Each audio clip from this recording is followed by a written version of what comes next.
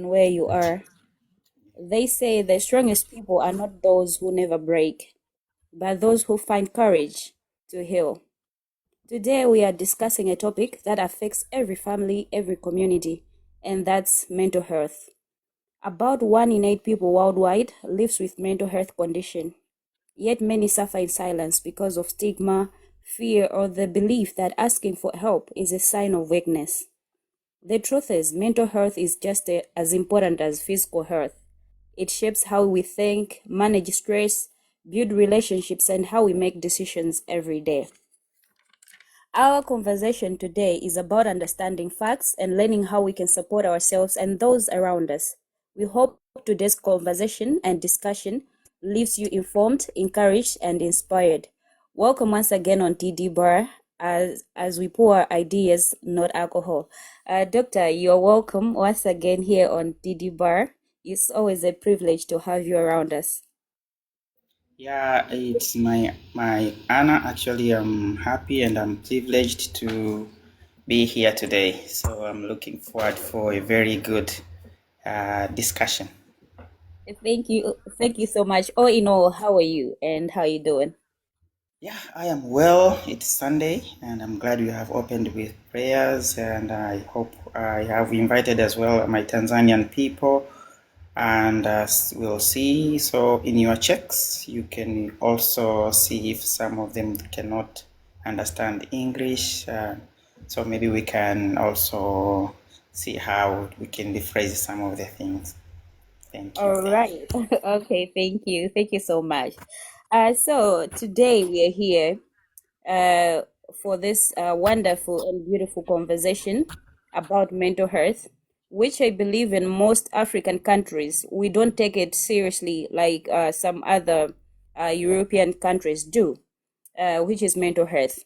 Most people don't really understand what mental health is all about.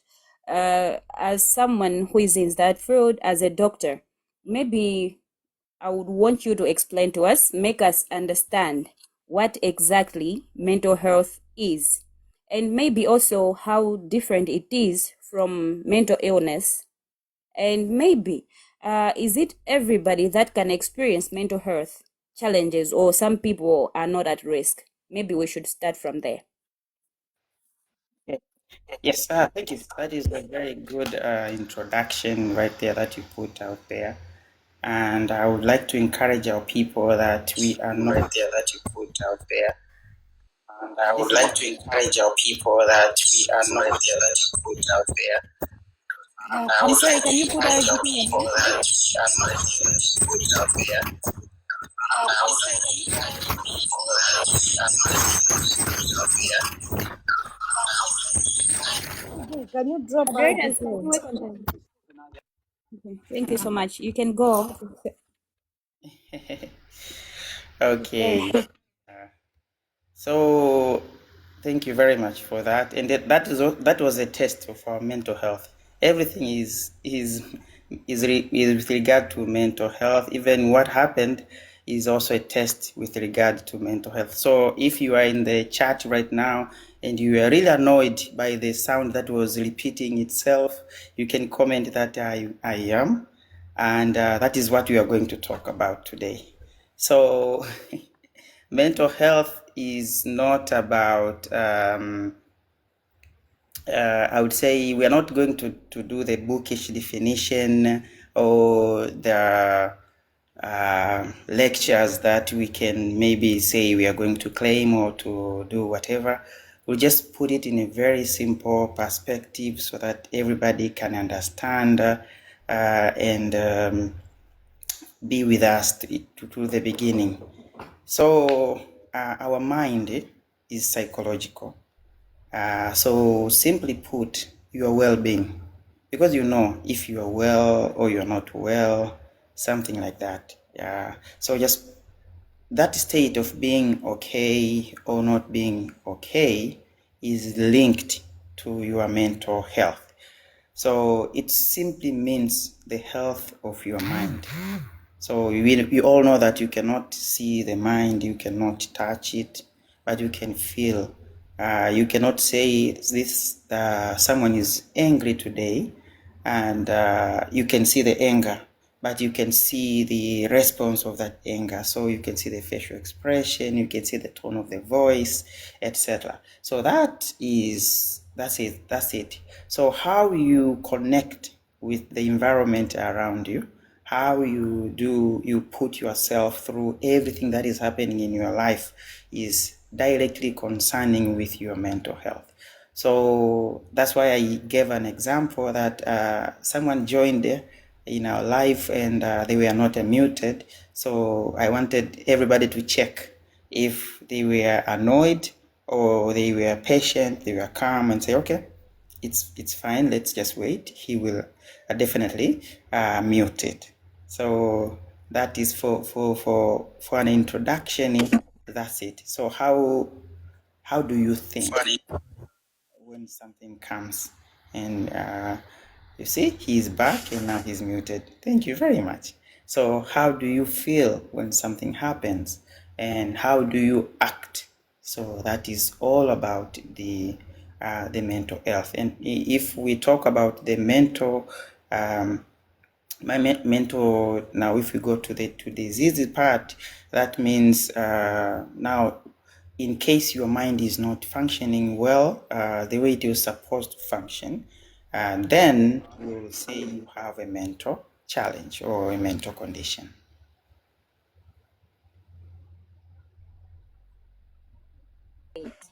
Thank you.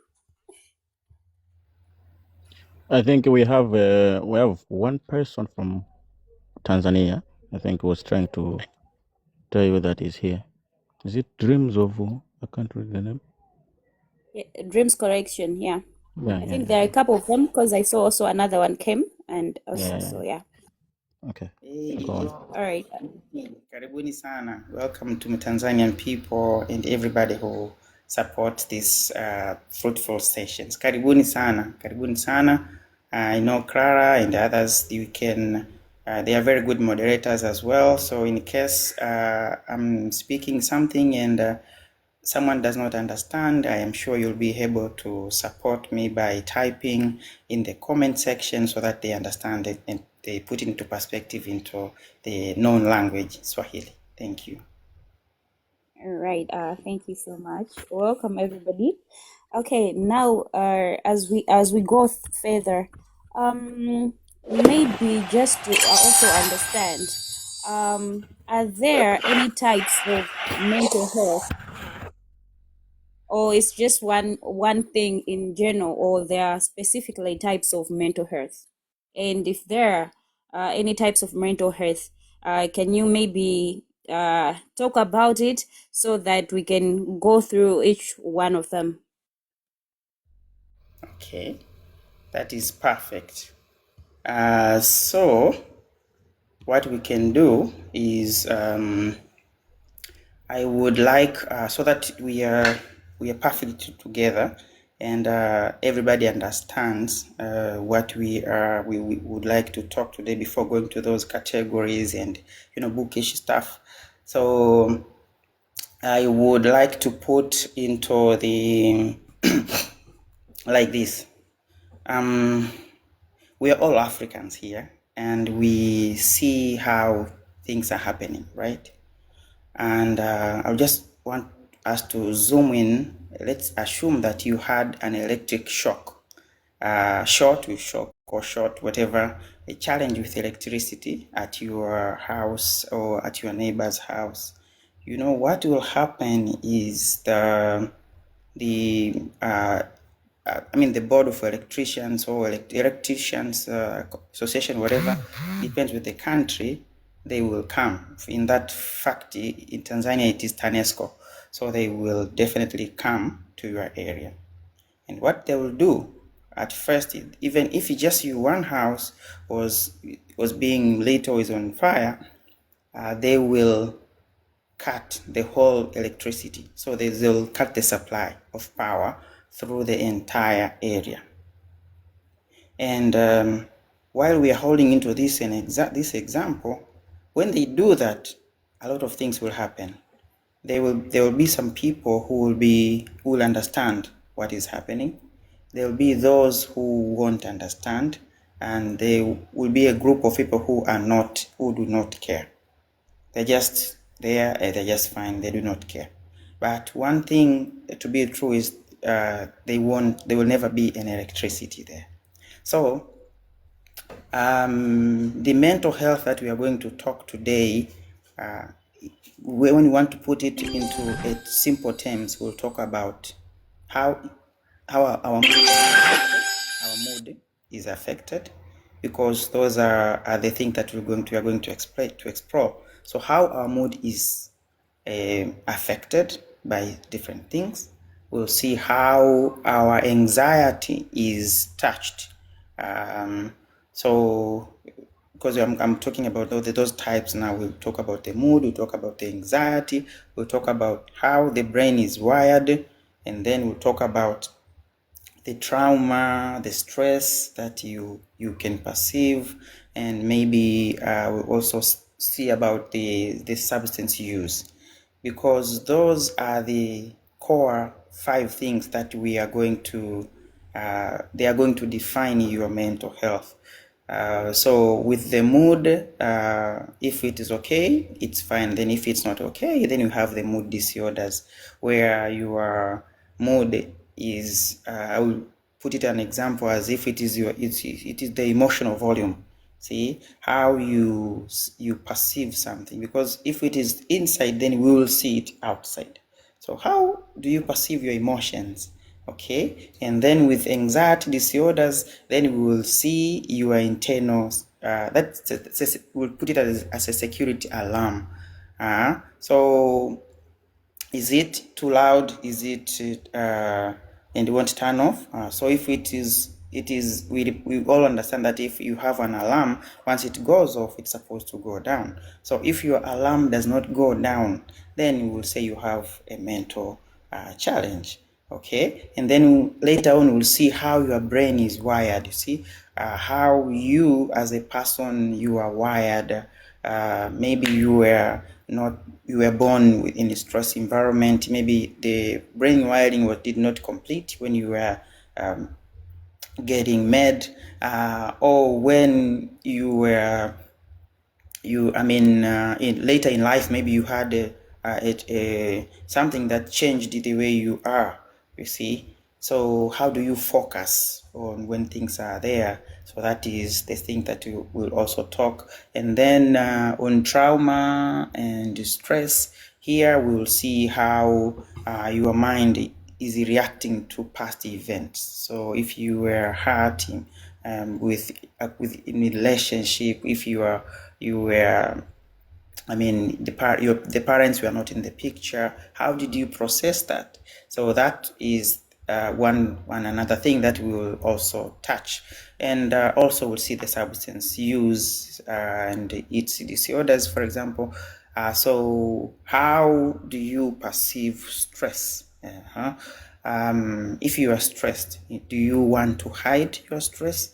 Do you want to put it out there and learn? So that's it. So I want us to, while I'm putting this into perspective, I gave this example in when I was telling my people to join today. That assume you are driving a car. Assume you're driving a car.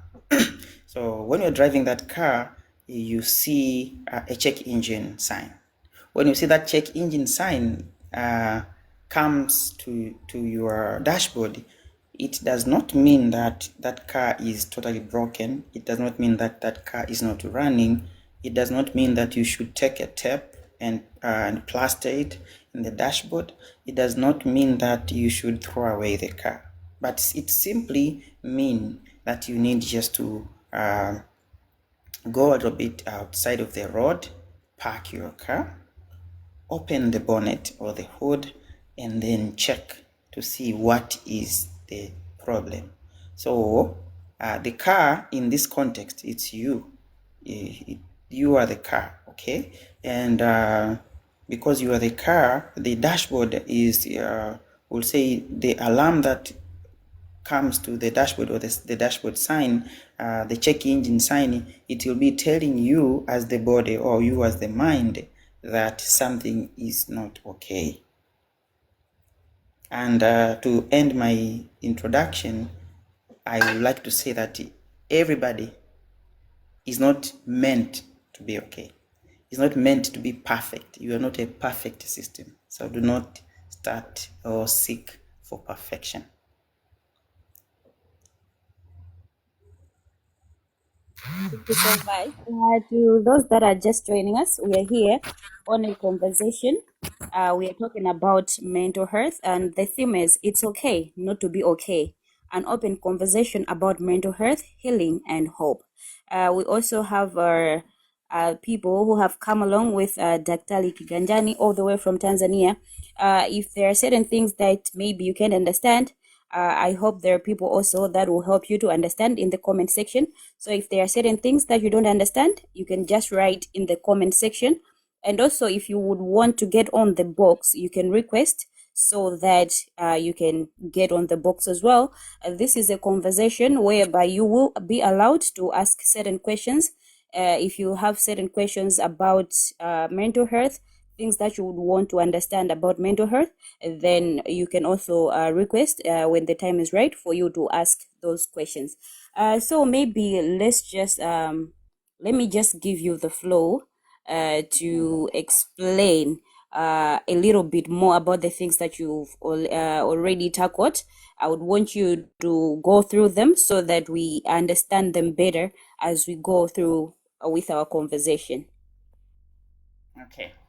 So thank you very much for that. So I talked about the car engine and the dashboard, and I also talked about the electric shock, because those are the situations that will happen in life. So if we put that into perspective, we will. Sorry, someone is calling. Thank you. Yes. So if we put that into perspective, we will then term your mind. Your mind is where all the magic happens. All right. So everything about you happens in your mind.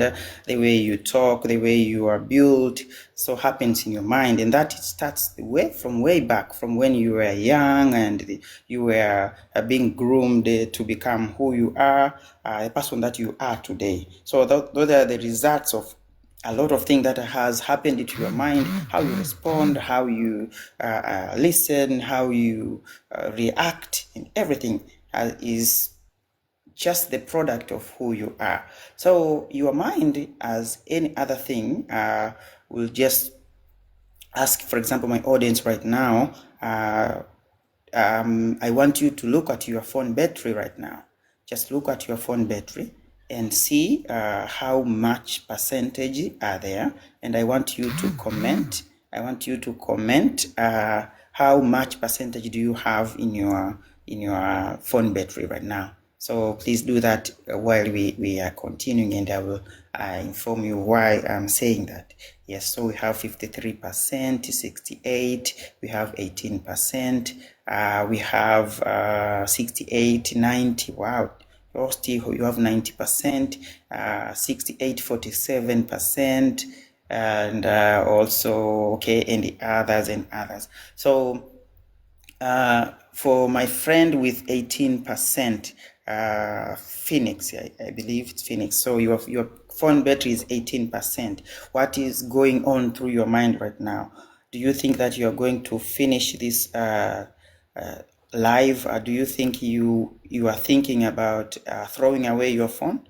Do you want to throw away your phone because it is 18% charged?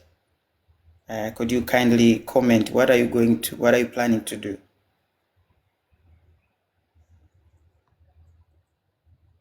Okay, 38, and you say so. Okay, and 42% landlords. My young brother, I'm seeing you. Karibu, and okay. No, you are putting it on the charger. See, so with the phone it was very easy, because your phone battery is at 18%. You don't think about throwing it away. You don't think about saying that my phone is not good. You don't like your phone, or whatever. You think about plugging it, you think about the solution. But when it comes to the mind issues, we don't usually think like that. We usually react. And the way we react, it will definitely depend on how we are, on how we have trained our minds to be. So just imagine your mind as having its own battery.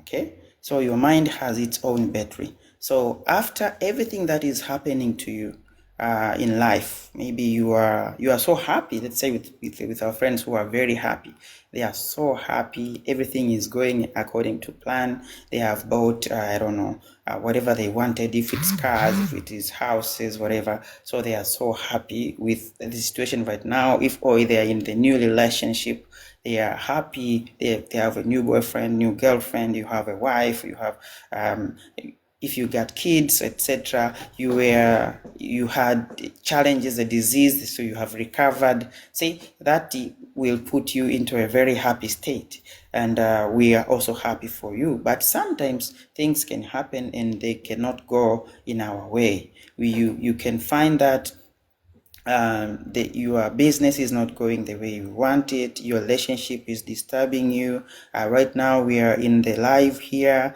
but your battery is in 2%. Some of you might react, this phone, you can even throw some words, harsh words to the phone, which does not hear you, or it does not feel you. But that it always depends on how your mind is. So if your mind has a battery, that battery can sometimes go down. So it charges, it is higher, and it sometimes goes down. So when it goes down, it's fine, like your phone. It just means that you need to put your phone aside. You just need to charge it. You don't need to throw away. You don't need to be disturbed about it. You need to just charge it. So, but when your mind is down, I want you to put a note on the following. You see, you'll start seeing that you're not interested anymore to do things that you were previously interested to do them. You were interested, for example, to chat or to walk or to run, but then you're not interested anymore. You're not interested with your work. You like to sleep. You feel lazy. Yeah, you feel tired. You feel overwhelmed easily. You feel like sometimes it is the end of the world. If some people now, they don't want to return to pay back the money that you gave them, then now you start feeling that the world is ending. Your boss hates you, your parents or your family does not want you. So you're out there, and then you start feeling that you are a problem. See, when that happens, you start feeling that you are a problem. So when those things are coming, it is a way that your mind is alarming you. It's a dashboard light telling you that something is not right. You need to rest, or you need to find a solution. See? So when that dashboard light goes on comes on in your car, when you park the car, three things will happen. The first thing is, at first you will see what is the problem, and you can fix it yourself. Or if it was the electric shock that we gave an example, at first, if it is just a minor shock with our African parents, our African dad, they were superheroes. They can do anything. They can fix a fan, they can fix a fridge, they can take care of the electricity, they can change the bulb and whatever. So when we were growing as Africans, our daddies were everything. So at this situation, if it was the car issue, then you will see the problem yourself and you are able to fix it. And the second scenario is, when that problem happens, you can try to look for a problem, but you cannot see it, you cannot understand. What you will do is you will call a mechanic, you call a fundi, call it in Swahili, you call a mechanic, and you will tell the mechanic that I have a challenge. I see my dashboard light went on, the check engine light went on. What do you think would be the problem? Or if it is the electricity scenario, then you will call the maintenance guys and tell them that I think my my house does not get enough electricity, or I have the lights are not coming in. What could be the problem?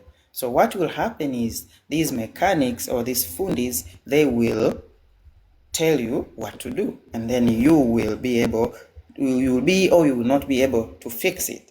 See, that is the second scenario. And when we come to mental health, then if you had that challenge, that means at this stage now you felt that you are suffering, you felt that you are alone, and then you decided to do something. You decided to not to blame yourself, not to blame your mind, and you decided to say that, let me call a psychologist, let me call Dr. Kiganjani, let me call another psychologist, any doctor or health professional, or let me call my friend, let me call my family, let me call my mom, let me call my business partner, your crazy friend, whatever. You just call them because you have a challenge. Then up to that moment, you are a winner. But when you do that, sometimes those friends or your family or you're the doctor, sometimes they cannot help you over the phone. And then now you need to go to the next level. When you go to the next level, that whatever challenges that you had requires a fundi, a mechanic themselves to come and fix the issue, or to fix the electric issues, or to fix the car, or you are supposed to take that car to the garage, that means the situation was a little bit higher. So in the first scenario, what I meant is we all have the mental challenges. We all have conditions that we are facing every day. See, and that is fine. That is humanity. That's why we are here to discuss. It is humanity.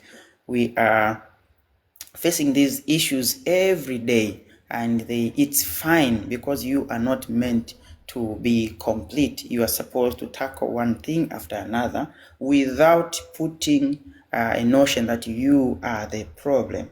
Because if you put that you are the problem, then you won't seek for help. You won't tell someone else that you have a challenge so that you need to get helped. But you will stay with that problem, and then that problem becomes you. And here is where the bad thing will happen to a person. If you see someone, they decide to end their own life, it's because they thought that they were problems, and then they thought about it so much to the point that they wanted to remove the problem. So they wanted to remove their own life, so that the problem goes away.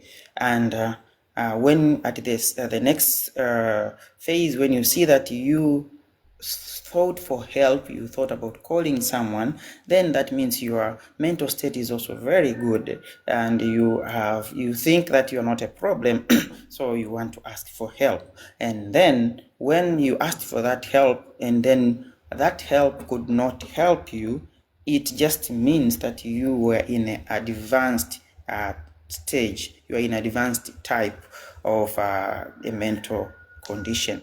And they usually say that everyone is crazy. Though in the medical field, we don't like to use the word crazy.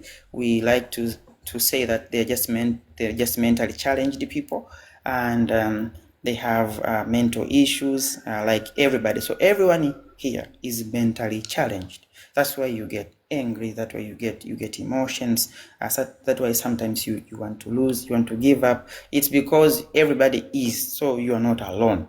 Everybody is. So, but how we act with whatever stimuli, with whatever comes in our life, that will determine your mental status. So through this talk, I've just also talked about almost all types of mental health, but through examples, and I've also explained on what happens to within your mind, and how do you simply respond. So because our topic is, if it's okay not to be okay, here is where we put our first base, our first touch base, that it's fine, it is okay not to be okay, because no one is okay. Everyone is struggling in their own way. You might be struggling because you don't have 5 dollars, but someone else right there is struggling because their money has not reached 1 billion US dollars. So it's just a struggle. I mean, it just takes the same energy to think about a small problem and to think about a bigger problem. It just takes the same energy. It takes the same energy also to decide that if you want to do something positive and if you want to do something negative. It's just the same. It's just in our word, it is just masked. Oh, I have you call them fancy things that, oh, these are rich problems, and these are because I am too poor. See, but it's just a problem, and your mind does not understand that you are poor, does not understand that you are rich. You just understand what is in your mind and how it can address it. So maybe we can recess this first session, and I welcome the host so that we go to the if I was not understood or something. Thank you so much for that. I would also maybe, if there are other people from your side that really don't understand, maybe you can also be using Swahili if that's okay with you, so that we communicate on a safe side. If there is anyone that hasn't really understood what the doctor has said, just write in the comment section so that maybe he can go back. And also, if you have a question regarding what he has said, you can also write it in the comment section. Once I see it, I will give you the floor so that you can ask the question. But I believe by now I could have seen a hand, but maybe for now we are good to go. So we can just go on and maybe continue. To all those that are just joining us, we are having a conversation. We are talking about mental health. It's not about any kind of disease. It's also a disease, but then we are talking about mental health, Agodo. So it's about mental health. It's okay not to be okay. So you can continue, and yeah. Yeah. Okay. So at this moment, I would like to ask if my people who are listening, yote anayenisikiliza, when was the last time you fought someone? When was the last time you had an argument or you had misunderstanding with someone? Ni lini mara ya mwisho umegombana au umetofautiana na mtu au umezinguana na mtu? Yeah. So just type in the comment, and then so that we go there. And let's be honest, okay? When was the last time? No one is judging you, no one is reading, okay, I'm having 15 minutes ago, okay, you are very healthy, and okay, yes, I'm seeing 15 minutes ago. When was the last time you had misunderstanding, or you had argument, or you fought with someone? Okay, in whatever language. A few days back, today, I want to fight her. Okay, 2 months ago. Okay, our host, you fought 2 months ago. Okay, I want you to fight with whatever is happening. Fighting, fight can be a good fight. Okay, so some people maybe understood it differently. See, that is also about perspective. 15 minutes ago, yes. Some people have just, or maybe some people are fighting right now as we speak. They are fighting maybe with their kids, if it is mothers or even fathers. They're just maybe fighting with their kids. What did you do? Come here, I told you not to do that, or whatever. They're shouting or whatever. So I wanted to put this out there so that we understand that, it's okay. And what we have seen through our African way of growing up, we have been seeing that the life itself, or our parents, or through church, or if through, mosque, wherever we were taught to be very strong. We were taught to sometimes to pray about everything that is coming, sometimes to be very strong, as a man. For example, you're not supposed even to cry. You're supposed to take everything as a challenge and tackle it down and solve it. And also, just you don't need to show any emotions. You're supposed to just go ahead with it and fight with it. So that way, with also the education system, I believe we're in Malawi, in Zambia, or with our South African friends here, I believe that when a child becomes the first in the exam, or they do well, they are usually very much celebrated. So we are very much celebrated when we become first in our exams. When we are doing well in our exams, we are very good celebrated. Or if your business is doing very well, we are happy. To the point that even in a relationship, people are looking for happiness. They just want the happiness to be there constantly, not to just to be there every time, to just be there. And because of these situations which raised us, so we have negativity about negative things.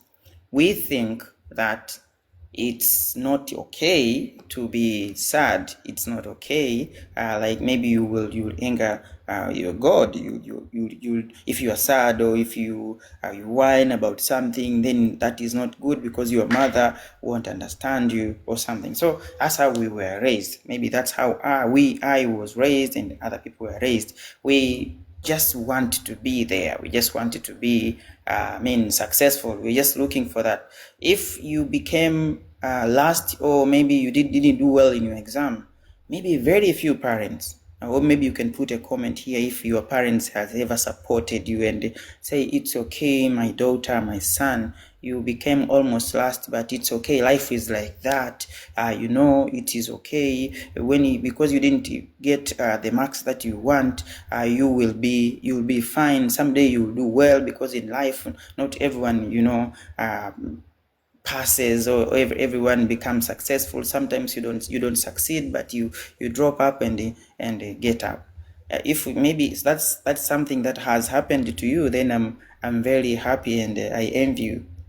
But when we are growing, parents will just come strictly and ask you, what did you get in this exam? And they are not expecting you to have low marks. And maybe some parents, they were even just asking for the position.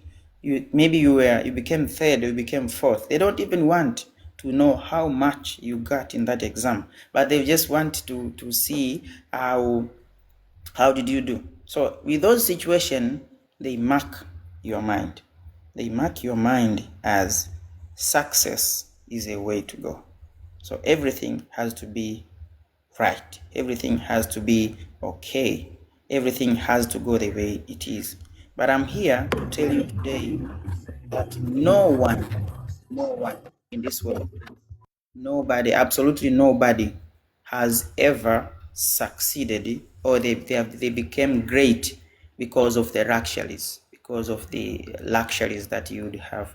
If you went with your partner, to a vacation, that does not necessarily build your relationship, because it's a short time that your brain will feel happy, and if you're not careful, it will want you to maintain that level of dopamine, that level of chemicals that they want you to go on and go on.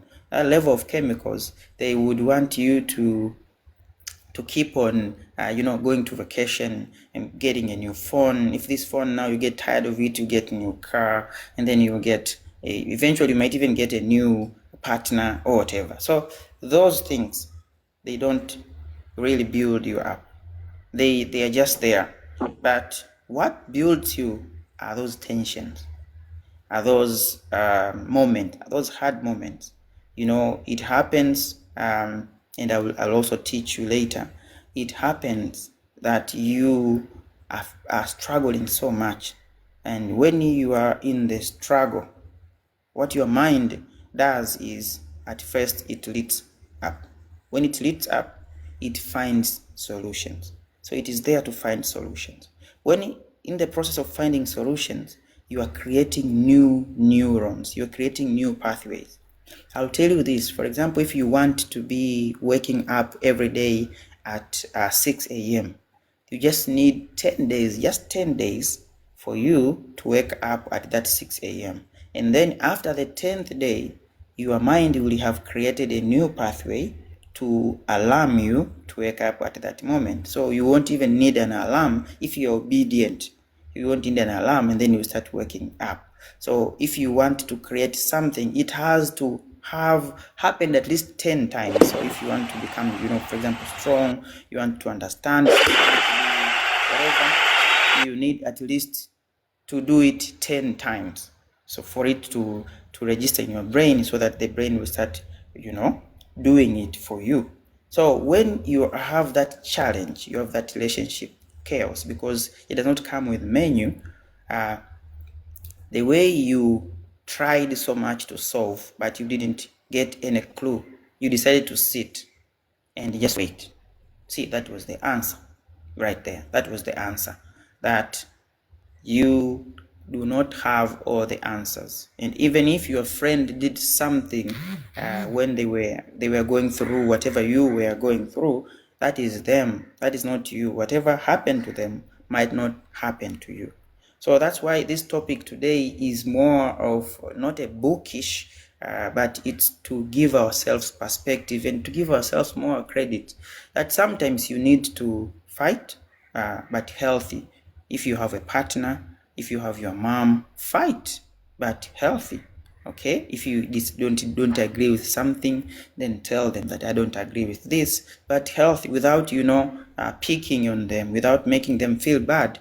Think about how you would want to be perceived, and then tell them that I don't think this is right, and then you discuss. When you discuss, you will open something new. When that something new happens, then you grow. Your mind grows. How it grows? It increases more neurons. It increases more pathways. See, it increases more neurons. So simply put like this, everything that you are doing, for example, right here, I am talking to you right now, and maybe you are also looking at your phone. The way you are looking at that phone, the way you are pressing those buttons, you are pressing those share, those likes, and that I'm seeing here, those gifts that you are sending, you see, you were conditioned. Okay, you conditioned yourself to do that. So there is nothing that has happened in your mind that does not have a pathway. So everything, put like this, everything that you are doing, it has its own road. It has its own road that is created, it is creating, and it's building itself and becomes stronger over time. So the more you do it, you become professional, you become experienced. The experience comes because of that. So it is just that mental aura that you give out there can help you get it back. Over now, before we go to also a next recess, I would want to talk about those kids who were mentally challenged, for example. So in the mental condition that we talked, from emotions, from the abuse of of the drugs and etc., from those challenges that we spoke earlier, some people, they were raised in the environment that traumatized them. So they are the product of how their parents raised them. But then you become friend, and I'll tell you a secret. The nose that you are seeing here today is the reason that you fell in love with someone. Okay, it's just those wonders of the mightiness of the world.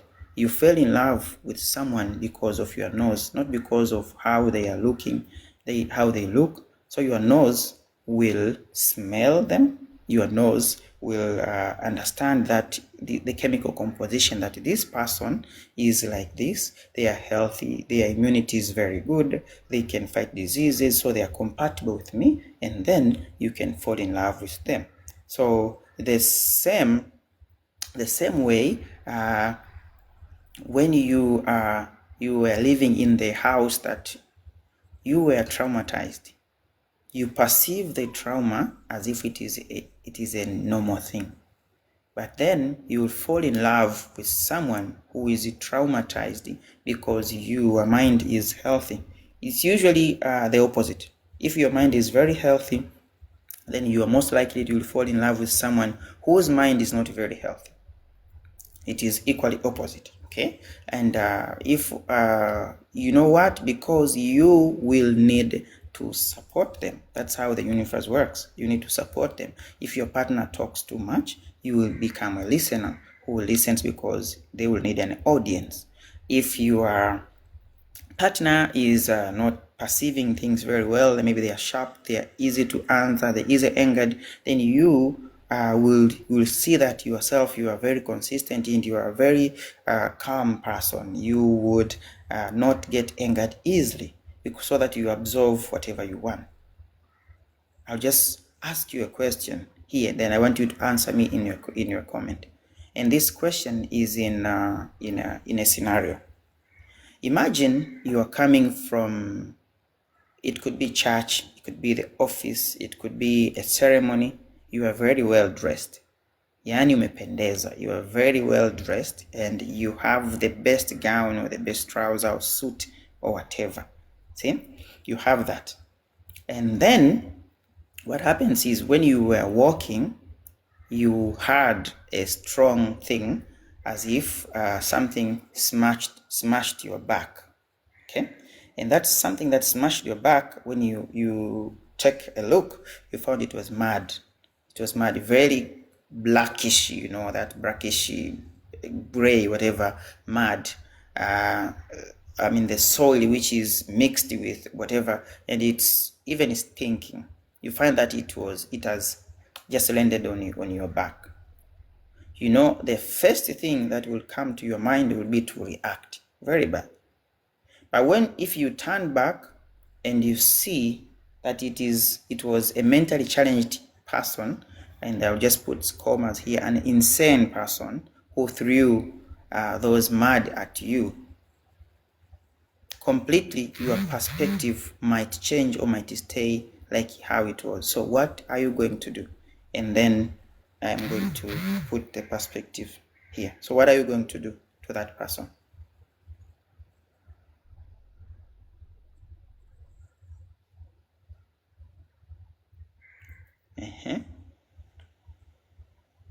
What are you going to do? So Can you come again, please, doctor? yes? Can you come again? Okay. So what I asked is, imagine you are very well dressed. You are coming from occasion. It could be a vacation, or you're coming from church or at the office. You are very well dressed. You are at your best. That dress, the suit or the dress, is the one that you like so much.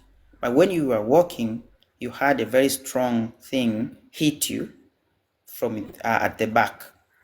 And when you look at it, you see that it was mud, the mud, the soil mixed with, water, and it's very, greasy, it is black, and it's smelly. It's just put the big dent in your body, okay? So the first thing you want to you want to turn and see who did that to you. And then when you turn back, you see that it was a mentally challenged person who threw that mud to you. A madman, a mentally challenged person threw that mud to you. So what are you going to do?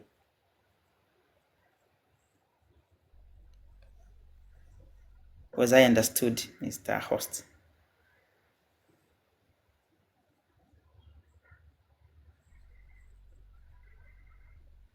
Can I answer that one? Yes, Edna. So I don't think I'll be very upset because I will see that my mental health is different than the one who threw mud on me. So I don't think I would overreact. If someone was normal, then I will overreact differently for myself. Okay, So I wouldn't be upset, yeah. Just there. Why did you say if someone was normal, you would have overreacted? I would overreact because I know he's normal. That means he's just trying to get at me. Okay. Yeah. So, okay, that's very good, Edna. I'll come back to you. So, Okay. someone else that says here, they just ignore him because he's clearly not well. Okay, pray for me, pray for them, and move on. What can people learn from the science of happiness? This for the fundamental role. Nothing, but I'll be upset. You see, so we have different reactions here. But from Edna, the way you have answered, it's like the way we respond to things. It does not mean that it is conditional. So you had a choice to either be mad or not, or to be upset. But so many times we choose to be upset. That's why you said if it was a normal person, I'll get angry. So it's like you would turn back and look at the situation and you say, I want to become angry now. I'm going to get upset, really, really upset, and then you become upset. You come back, you turn back, and then you say, yeah, this person is mentally challenged. You either pray for them, you either let it be, you just get mad, or you just say, my day today, it was not okay. So, right, that right there put a perspective that it's entirely our own choice to choose how do we want to respond. So that is in anything in life. It is your choice. You choose how do you want to respond to it. If you want to become mad, then it's you chose that. If you want to then do something else, then it is your choice first. And the good thing about this lesson that we are talking today, that it's okay to not to be okay. When you normalize it, when you think that it's fine, it's okay, then you are not going to go overhead and become mentally ill or mentally challenged or mentally sick, because no one is normal, no one is okay, but we all have these challenges. So how we respond defines us. How we take them defines us, and it makes us to be different than other people. So if you say, I was really mad, I decided to go and have 4 or 5 beers so that I forget, then that is on you. The choice was yours and you decided to use it that way. Or maybe I was really angered. I mean, she put me through a lot and I was really angered. So I decided to go and, do it back on her. And maybe if it is the matter of relationship, you'll say, okay, I'm going to cheat back, for example. And that is also on you. It's not on them. It's not on them. And the last question, before we end here, okay, how many of us try to think after some time? They try to think negatively. For example, have you ever thought, what would you do if you find your partner right-handed cheating on you with your best friend or with your mother and father? Have you ever thought, what are you going to do if that happens?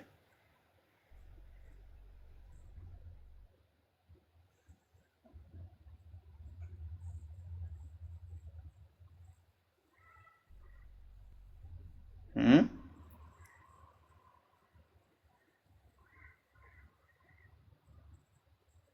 Yeah, some comments are in, maybe you can also try to read them for me. They're in, I think this is, yes. Okay, I think there is someone just said, yeah, I think they don't know what to say. I answered, I've never thought about it. Someone just said, bless them. And someone said, that's why I don't do best friends. It's to leave them, to go and look for someone new. Selavi said, no. I think those are the answers people have given. Okay, you see right there. So starting with you, why have you never thought about it? I think sometimes I don't want to put myself in a place of panic, even though I know that you have to think about the bad side and the good side. But for me to picture, okay, what if I caught my man cheating? Mhm. I wouldn't want to go into that. For me, I would rather face the thing and then maybe I'll react on that. But for me to start thinking about it, I don't think it's a good thing for me. You don't think it will be a good thing? Yeah. Can I say Okay. something as well? Yes. Yes, Felix. Welcome. Hi. Yeah, I think it's the fear of unknown that most people are scared of, and they would rather not go into that. They would rather not put their thoughts into that because they feel like if you don't know, then you're not going to be hurt. So it's better, just to leave it that way, not even to start thinking about it. Because once you start thinking about it, then you start thinking about the reaction and what you can do and all that. And as the more you're doing that, the more your brain is going to be scattered. And most people, they would rather protect themselves, protect their mind, protect their soul, than putting themselves in the danger itself when the danger is not even there. So it's the fear of the unknown, I think. And I'm putting myself in it as well. I've never really thought of it. Okay. That is very good perspective.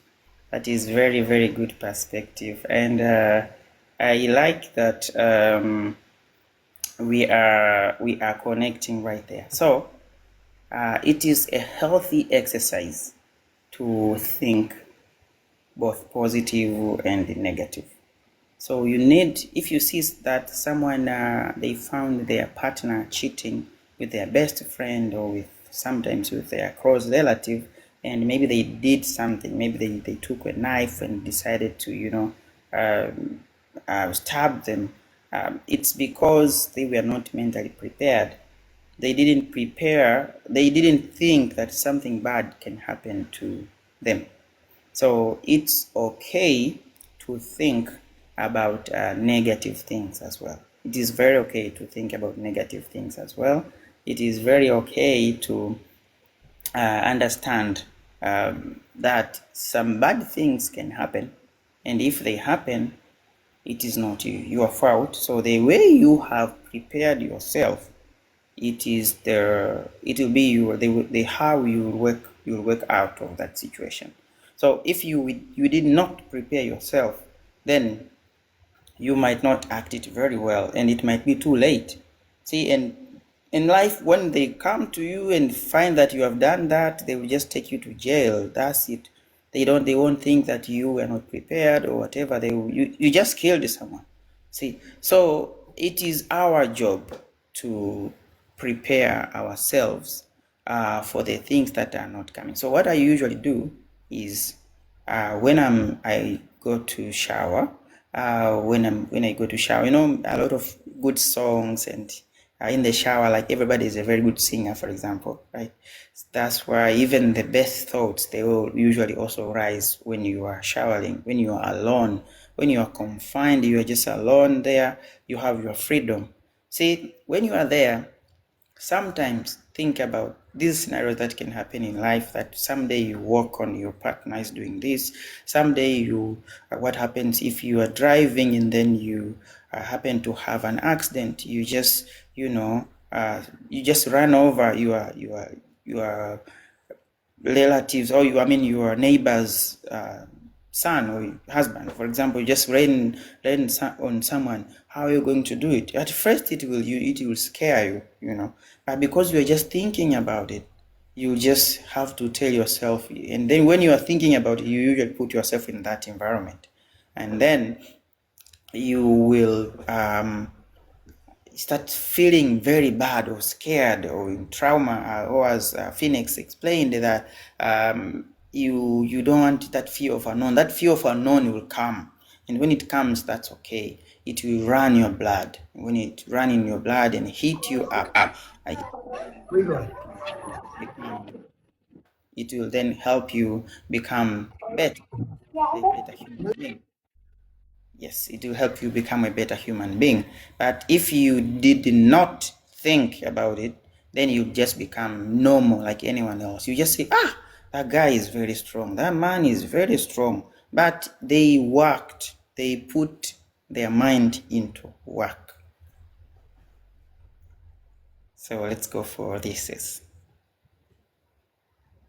All right. Thank you so much. While I give people a chance also to ask a few questions, maybe I also wanted to. Okay, Edna, I get you. I'll give you a chance to ask your question. I also wanted to ask. As a person, I was taught that in life you would be rejected, and how you process rejection makes you it either breaks you or it either makes you. So when you face rejection, it's either you say, okay, it's fine to be rejected, or it's either also you sit down and say, why would such people reject me? I'm this person, how can people reject me? So I just wanted you to elaborate more, especially on rejection.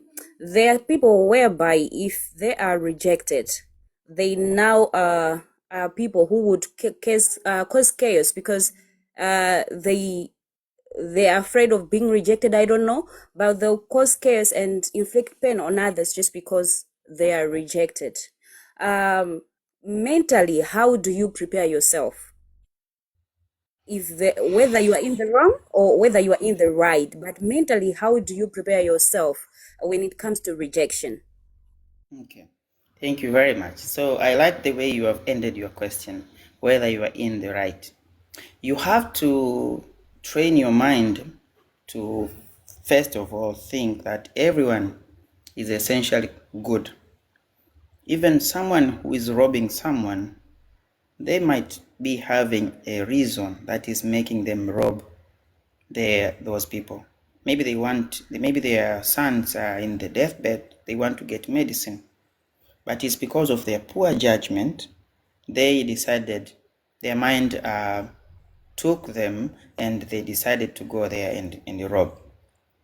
So rejection is also part of that part of life that makes you very, very strong. And rejection does not just mean that because you are in life, because you are in a relationship, but you become rejected in so different ways. You wanted to become first, but then number one rejects you and they become third.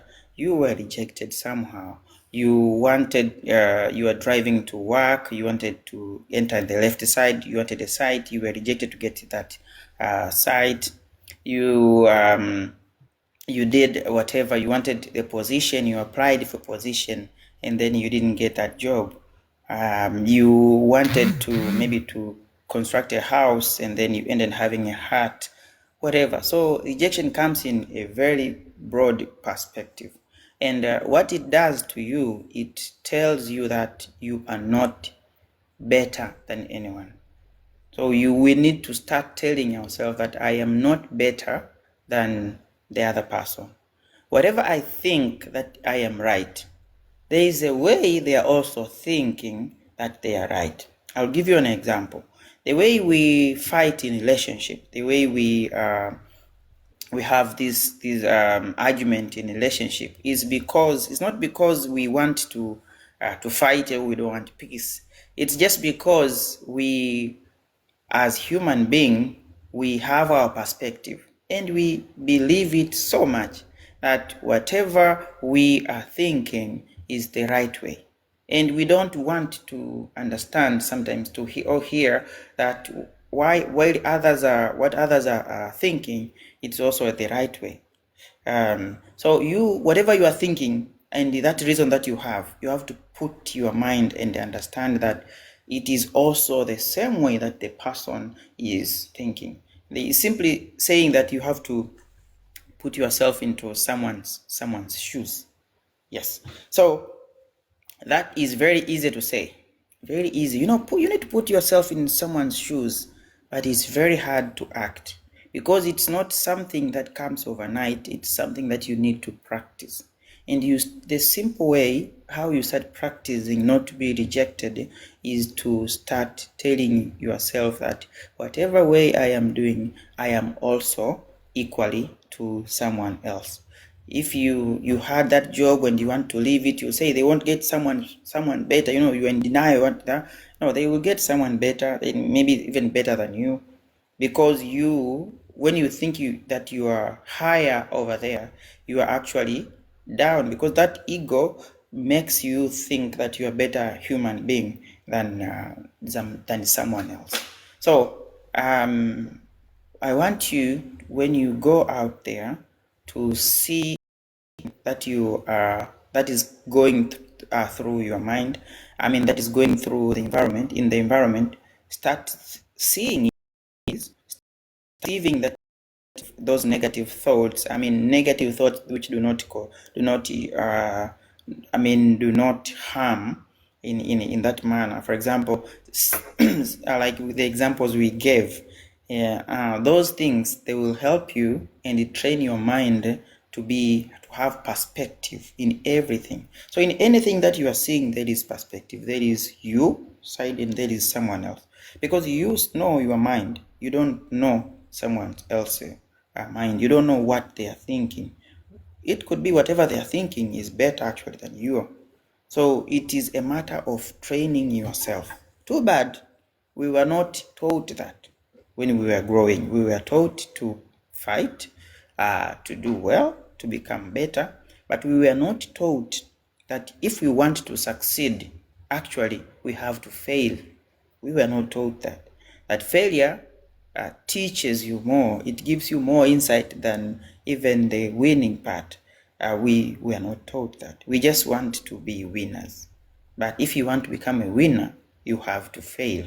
So you need to start teaching yourself slowly how failure means, how it feels like to fail. So if you got that first position, you need to think about someone who did not get that position. How are they feeling? If that were you, how would you feel?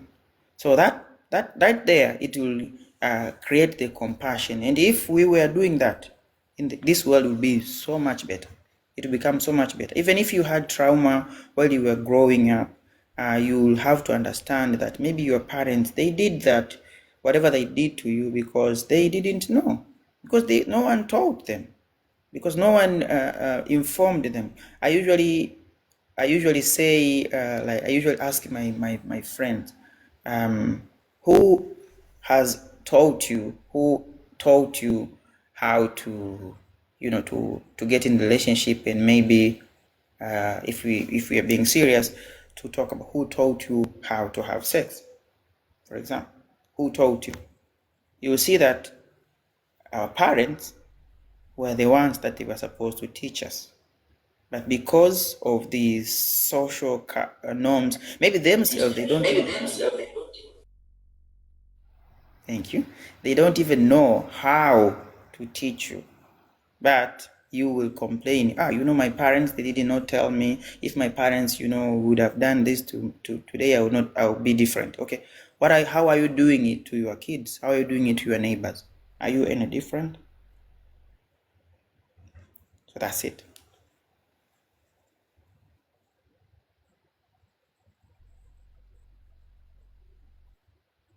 Thank you so much. That was a very wonderful answer. Thank you so much. Maybe on what we have talked about, there must be some people who really didn't understand some of the things that the doctor said. I think, Edna, you said you had a question. I'll give you the floor to ask your question. If you also on the box and you have a question that you would want to ask, write in the comment section so that I know that you have a question and I give you a chance to ask your question. For now, I'm just giving you an opportunity to ask one question. So Edna, I give you the floor to ask your question, and then we go further. Thank you. Okay, thanks, Event Aura. No, my question was going back on the cheating part. Like, it makes the faithful partner to start doubting themselves. Like, basically, you are perfect. You start questioning your morals. Like, it triggers your head. So, the way as a partner you can get depressed. you can actually become suicidal. That's one. Two, you can, I don't know, you look at yourself and you feel less of yourself. You've done all the right things and this guy cheated on you or the woman cheated on you. So you start asking, like, am I not enough? So that's what my question. Like, at the end, the society judges you. The one who hasn't cheated is the one who is being judged on. Like for myself, if somebody cheated on me, I can go viral. I will be very violent if at that. So that was my question. Thank you. Thank you very much, Edna. So, because we are human being, our primary role as human being is usually to protect ourselves. So we usually protect ourselves, and how we do that is we look at anything that comes in our way, in our good part, and we will always look at the, as you have said, we'll look at the, the best part, that I did nothing, I was fine, I was the perfect partner. But why did he cheat on me, for example? So that has also if you put it in psychological way, that itself is a very wide topic. And if we want to talk about it, let's say like this. You did what you thought was the best according to how society or how much you know, but you are not that person. See, you are not that person. That person might have looked at in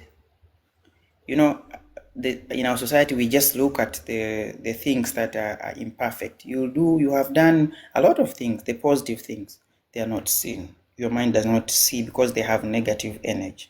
They have positive energy, But when you do something negative, it spikes your mind. It make your mind wake up. And when it wakes up, so it sees that a single thing that has happened. And then they will not remember the pleasures and everything that happened before, because they were just positive. But that negative thing, because it has spiked their mind, they will remember that. So maybe that partner remembered that's one thing. But also you yourself, because we are not perfect human being, you might have looked into the side of you that is very good, in the good that you know that is good. But in their side, they don't see that good, and they define that good as if it is that is just normal. It is the way that maybe he is also providing for the family. If it's a man, it's the way he is providing for the family. It's just normal for him to provide, and it's also normal maybe for you to do something. So for that one thing, you become alert, and then you start doubting yourself, and you start becoming asking yourself, because the world is not perfect. You should not expect even your partner or anybody to be perfect. But it does not mean that you should do you should do harm and do the imperfections. You should just expect that there will be imperfections, because even the way the fingers they do not align, they're not the same. That means we think differently, we analyze differently, we perceive things differently. And your way of perceiving is not the SI unit, is not the general rule that it's supposed to be perceived that way. There is another way someone can perceive whatever you went through. So just to give you perspective over there, whatever will happen, it will make you grow more if you do not just sit there, but you just need to undergo and go through all those 5 stages of grief. Okay, if something happens at first, you will react, and it's normal to be mad, to not to understand. It's okay, but then you need to do that in a safe space. Okay, you need to train yourself to do that in a safe space.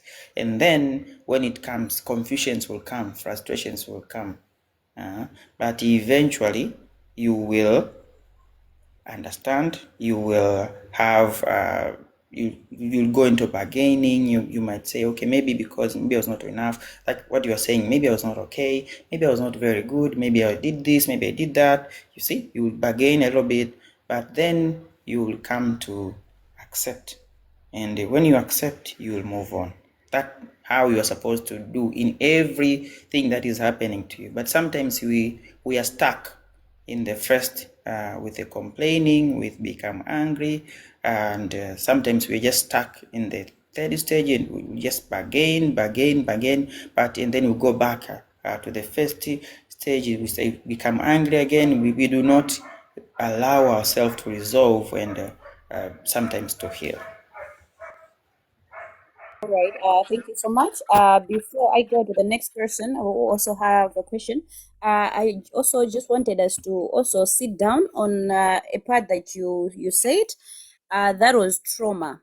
I think trauma is something that is affecting a lot of people, and something that people don't take seriously. I would go back to our childhood, whereby most children have been traumatized, whether it has been a matter of favoritism, parents favoring one child, you know, this is my best child, the other one being left out. They don't realize how traumatic that is. Apart from that, some kids were not raised with love, rather, they were only raised to survive. So, there are people that we see that you'd see their reaction towards people is way different. For somebody that understand what trauma is, they will know that, okay, I think this is coming from a perspective where the person is traumatized. But the real person now, doesn't really know that is coming from the effect of them being traumatized.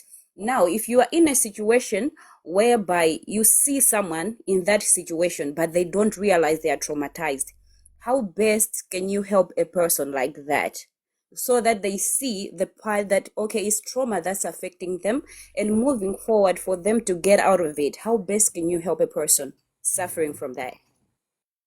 Okay, thank you very much. Thank you very much. I would like to reply. I mean, to answer, to put an answer right there by just saying I am privileged so many times to talk to several people with challenges, and I will tell you, most of the time, I have helped those people not by giving them what is in my mind, or by giving them the medical jargons or the medical side or whatever I went to school about, but I helped them by just being there. You just help them by just understanding, not being judgmental. Most of us are very judgmental because of how we were raised. I would say we are very judgmental. You see someone has done something, then you have questions. You have answers already. You just know, they have done this because of this, and you can see, even if you go to social media, if something happens, you see how people will bring their whatever they are inside of them. These people will riot, these people will curse, these people will be sorry and will just rambling, whatever. But if you want to help someone who has been through trauma, that means at first what they are feeling is they feel neglected, they are feeling that they are not loved, they are feeling that no one is there for them. So the first thing that you need to do is just be there for them. How do you go there for them? You don't need to understand, like, maybe I need to say this and that, but just to be there. If it is your neighbor, the more they are talking, the more they are explaining things, you get perspective, and you will also understand. You'll get to understand their side, and also even if you don't have answers at first, you will learn about the situation, and then because you are the outsider, you're in the position to now see if you can help them yourself, or you need to you need to call the fundi, because you have seen the check I mean the engine and the check engine sign in them. You have seen it, so you will then do what you're supposed to do. You either call the repair or become a repair yourself, or call the repair, or you need to send them to the garage.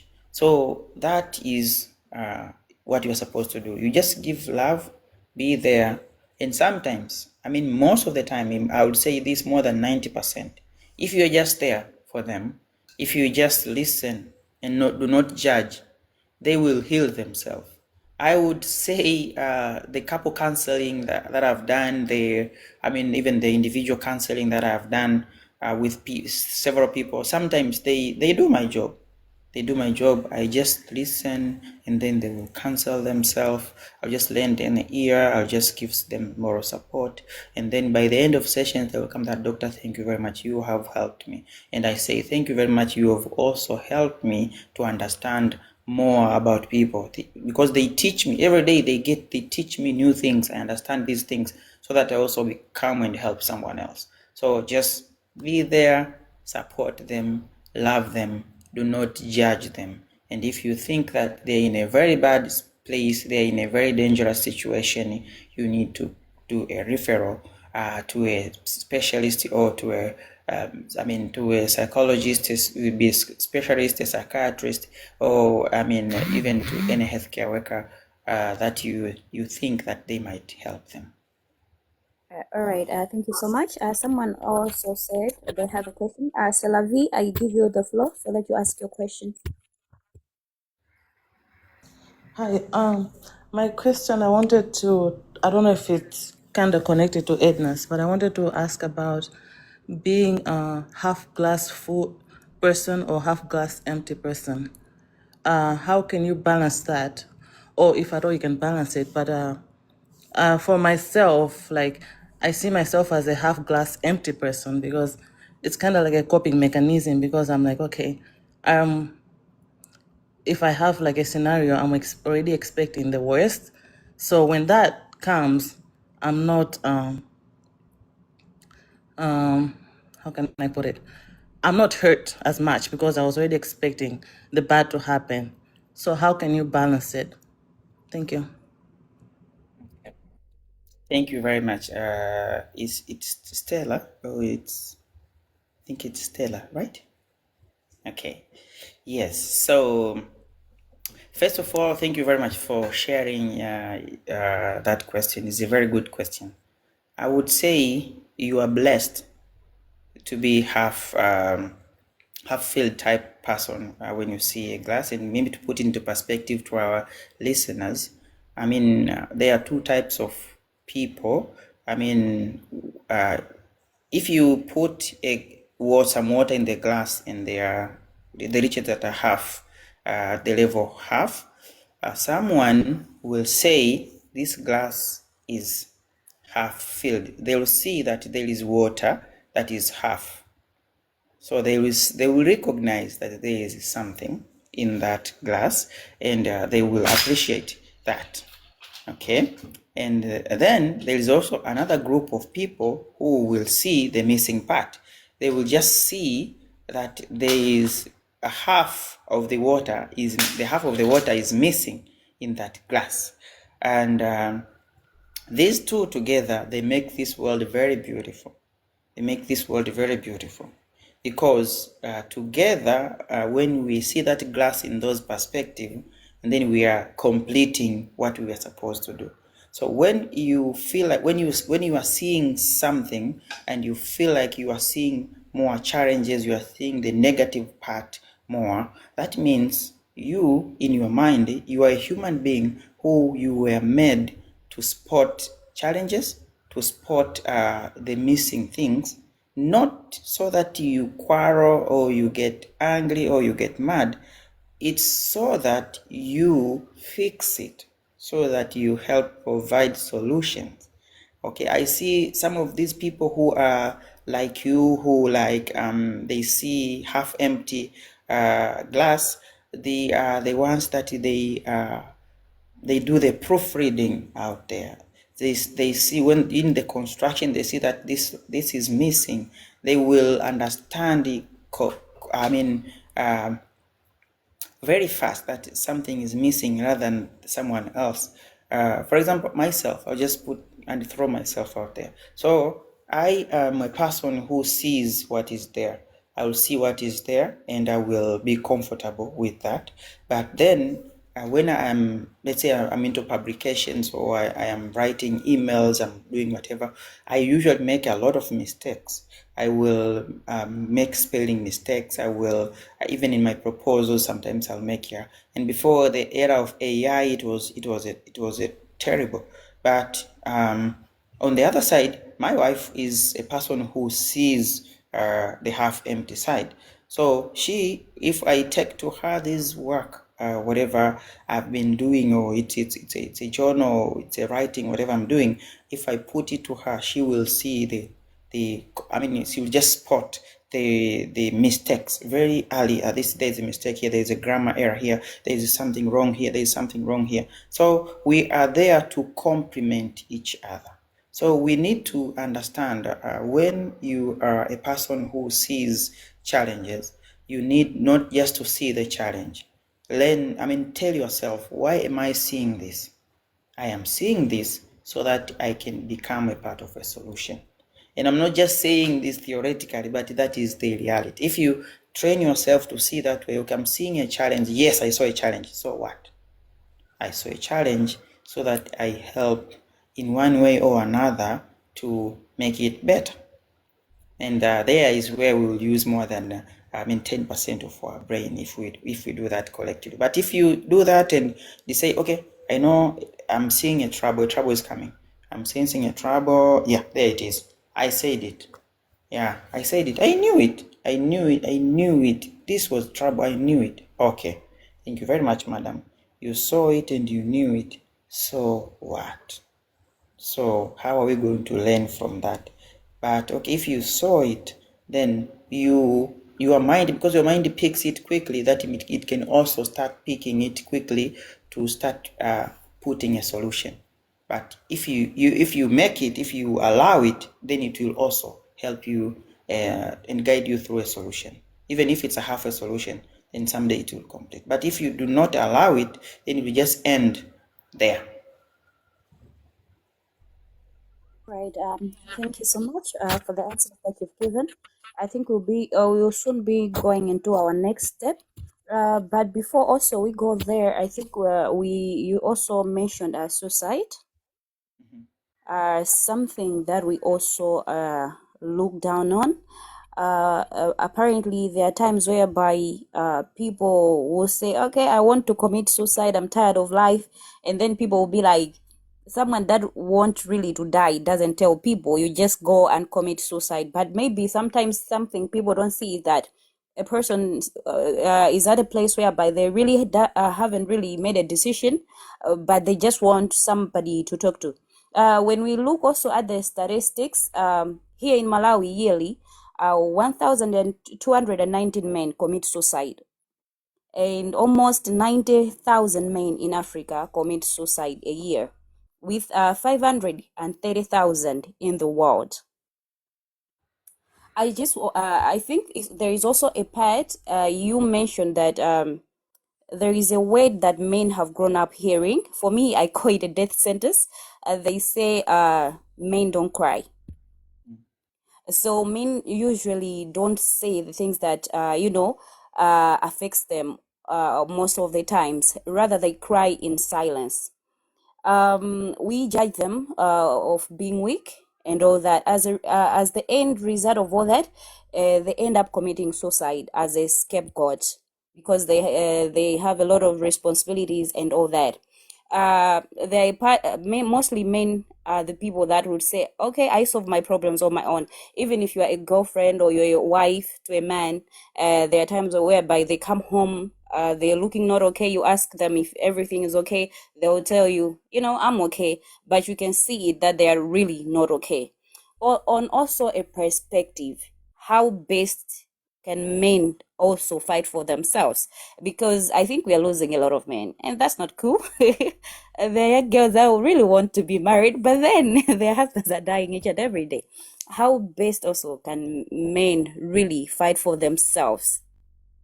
Yeah, thank you very much for putting that into perspective. And my fellow men, I would argue to come in front. So if you are a man and you are in this chat, just type there, that is me. That is me, yeah, and that will help us know that we are together. So I'll just say, like, thank you very much for the statistics about Malawi. I'll just tell you that in the world, overall in the world, we have more than 1.1 million people. I mean billion people, 1.1 billion people who have mental issues everywhere. And out of this number that I've just said, over 77% are men. And too bad, these men, 60% of these men with challenges, they will have not talked to anybody. 60% of these men, they will die of these challenges without talking to anyone. They will die, or they will do whatever, end their lives without even talking to anyone. And with the 40% that is remaining, they will have maybe said something, but then they were ignored. See? So, why men? Why men so far? Yes, we understand the one. A man is an icon. A man is a symbol of strength. A man is someone who carries everybody into their shoulders. And just because of that, because we have physical strength, it does not also mean that we do not suffer, or we do not feel that that weakness. And you will know a man is blushing, or is striving away their stress by putting these things into two things. They will, if something is wrong, they won't talk about it. They will be angry, very angry, and they will do something else. They will try to find an alternative. So many of them, they will go into alcohol and substance abuse. To hide in there, they will hide into alcohol and substance abuse. And many of them as well, they will also, if they will hide themselves into alcohol and substance abuse, then they will face the effect of alcohol and substance abuse. For example, the effect of alcohol, they usually comes after from 17 years to 20 years. So you will have alcohol today, you will drink excessively, and then the effect, it will be seen maybe from 17 years to 20 years later. So because you don't see the effect immediately, you do not think about it as a problem.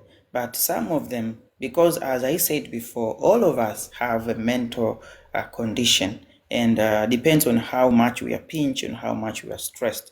If you have had a history in your family that one of your relatives was mentally diagnosed, or they were mentally conditioned, that means if you allow your body to go into stress, for example, if you went into smoking, how do you call this, before cocaine, before anything else, if you go and smoke marijuana, then that will activate your genes, and you might easily become mentally sick. And so because these men, they hide into those things, then a lot of things will happen to them. And as men, we appreciate that we are facing different challenges, and no one understands us, and of course no one is supposed to understand us. That is the growth itself there. No one is supposed to understand you. You are supposed to understand yourself. That I am struggling. I have done everything in my power, but now things did not go the way they were supposed to go. Okay, I will sit and wait for them to happen, and until I'm fine, then I will raise up again. Because if I'm not fine, if I will strive and try my best to keep on doing and doing when I'm not fine, I won't bring the result that I'm expecting to bring, but I would rather bring something else. So at the end of the day, before that suicide comes, in. Do men, they will label themselves as a problem, that I have tried 1, 2, 3, it did not work. But then later on, because of that thing that it keeps on happening, keep on happening, no one understands me, even no one cares. That is where these men, they will say, okay, the problem is not a problem, I am the problem. And when they label themselves as they are the problem, then they need that help, a quick support from everyone who is around. When that support is not given, then these men, they will do these things, including committing suicide or just committing the social suicide. For example, just binge drinking, or smoking too much, clubbing and doing whatever that they can, so that they hide away the thought, thinking that they're hiding the thought. But when those substances are cleared by blood, they will start remembering again, and then they will go and do it again and again and again. So what's my take to this is, as men, it is true that we are the protectors, we are mighty and very good and awesomely made, and we are maybe the beautiful part of even God's creation, because we support, and you can say all that thing that we were made first, and we are the symbol of work. We are the ones who help produce male and female, because through our sperms we carry sperms that produce another male, and if we carry sperms that produce another woman. So we are the projectors and perpetuators of the generations. So because of that, we are always under attack, because we need to do better and we are challenged. So whatever happens, it's just remember that you are challenged so that you do well. It does not mean that you are not enough. It does not mean that you are not a good person, but you are just challenged so that you do well. At the end of the day, you are challenged so that, because you were given more, so more will be desired to come from you.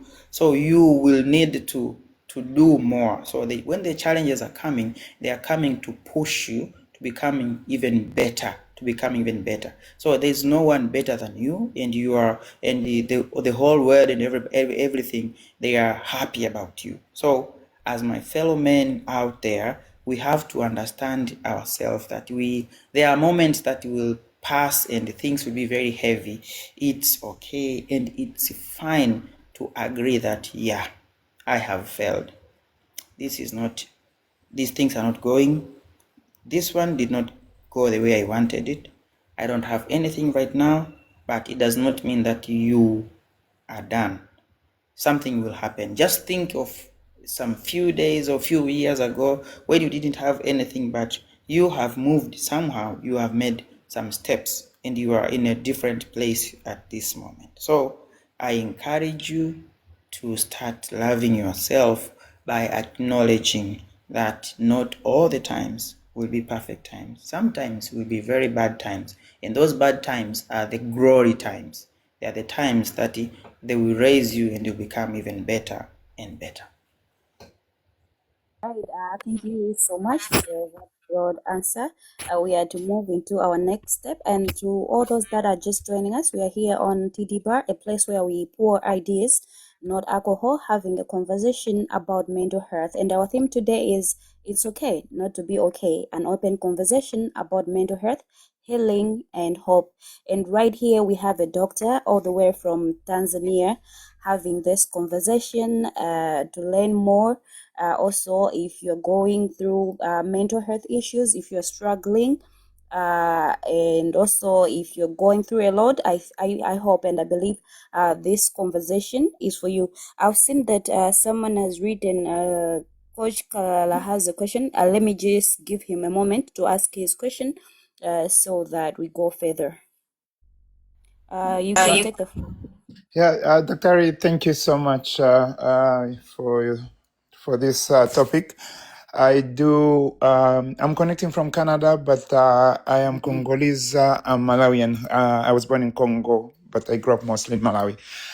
I have this is one of the topic that I'm willing to die on.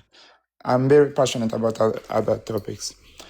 You're one of the best in the way you've shared. Thank you very much. I'm going to ask you, because I'm given an opportunity to ask only one question. I'll ask you two questions and you pick the one that you would answer the best for this, just for this context. For those of us I'm who, sorry, I'll cut you short first. I would want you to give one question first, and then also be brief about it, because I'm also looking at our time. I don't mean to cut you short, but for now, just give the just one question, and then as we go, you ask the other one. So just give the just one question for now, and be brief. Thank you. the event I'm going to remember, I'm going for my second service. Anyway, Doctor, you do, from the African perspective, a majority of us are religious. Not all of us. And so I was going to ask you how you would advise for those who always sit at the bridge of will prayer need, will prayer heal this, will prayer help this, to what level? You know the dichotomy where I'm trying to go at. I would like you, so I listened to you, but I didn't see that place touch. Yeah, let me let you touch that. It's very crucial. I see it with people that I deal with a lot. Yes. Yeah, thank you very much, Coach. And actually, it was also part of my talk, and I was going to talk about it at the end. So we are taught so much to pray about everything. That is a very good thing. You know why? Because you are taught to vent out there that you're not enough. So the fact that you think that you want to pray about something, that itself is a very good thing, because it means that you know that you need help, not from yourself. You need help from something else. That over there is very good, because you do not confine yourself into a problem. So the problem with our African traditions and chances is now, because we are taught to pray about everything all the time, which is very good, and I want people to do that. We will need to work, because even the Bible itself and everything that we know, they are saying even the faith itself without action, it's just death. Okay, and you need to put yourself out there, pray about something, and then when you are done with praying about that something, wake up and then go and work.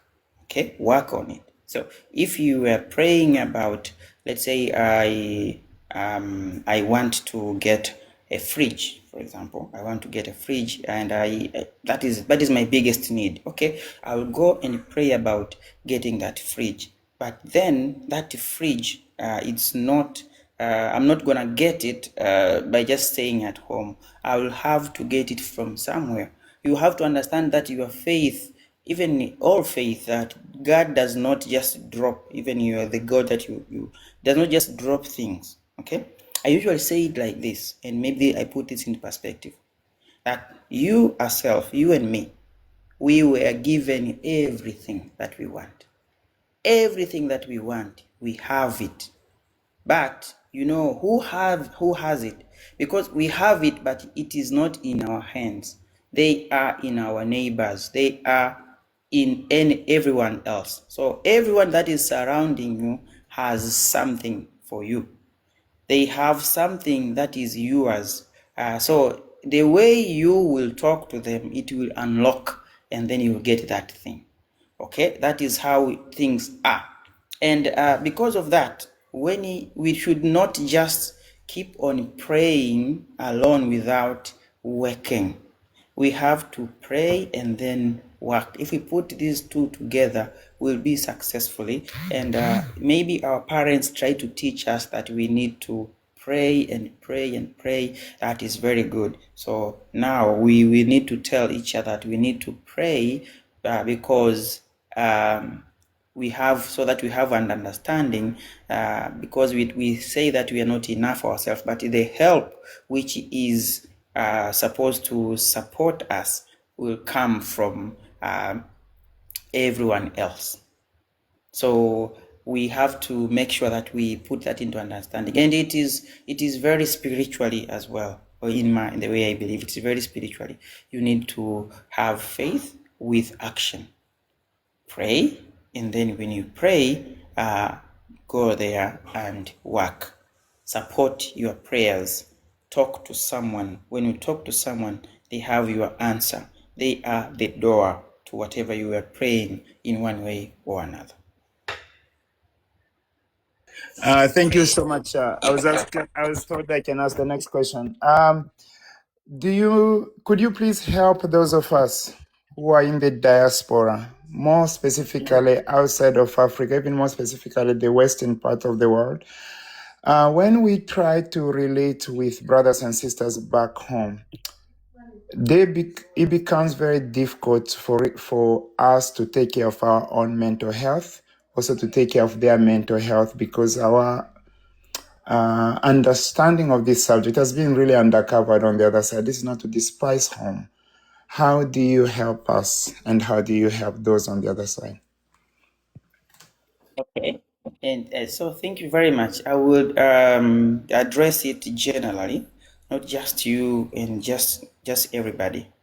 The perspective of everything that we have comes from what we see, what we hear, and how we perceive it. I was lucky to have visited several countries, stayed there for several months. Sometimes I understand how lonely it gets, how sometimes difficult it gets, because everyone is busy. Their ways of life is different. The way we work, the way we relate with each people, they are not that maybe socially like the way we would define social to be. So what you need to do sometimes is to do very simple things. And just number one, and this is to everybody out there, what you do in the next hour from this, the way we are ending maybe this conversation will mean a lot. So I want you in the next hour, when we are done with this live, or when our hosts are done, even you host, when you are done, I want you to put your phone away. Okay, put your phone away for at least 1 hour. Do not touch it. Do not get tempted. Do not touch it. And what I want to do from there depends. If you are in Africa, I mean, in Malawi right now, I think it's 5:52. In Tanzania right now is 7. 5. It's 5. Malawi it is 4 maybe. It's 7. It's 5:52. So I want you to go out there and say hi to someone.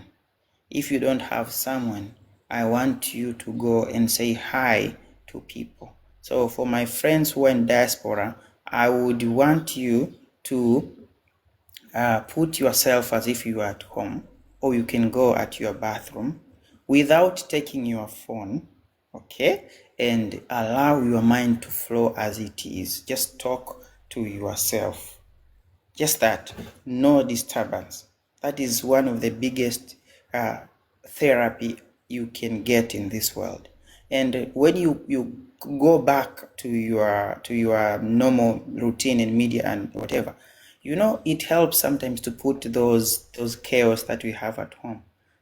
Take a video, at YouTube, and just maybe search if in Tanzania, we just search a busy Kariakoo market. You see, if you have those videos you watch, you will see those noisy, those whatever, and just listen to it as music. It will help you in a way that you would have paid a lot of money to see a consultant.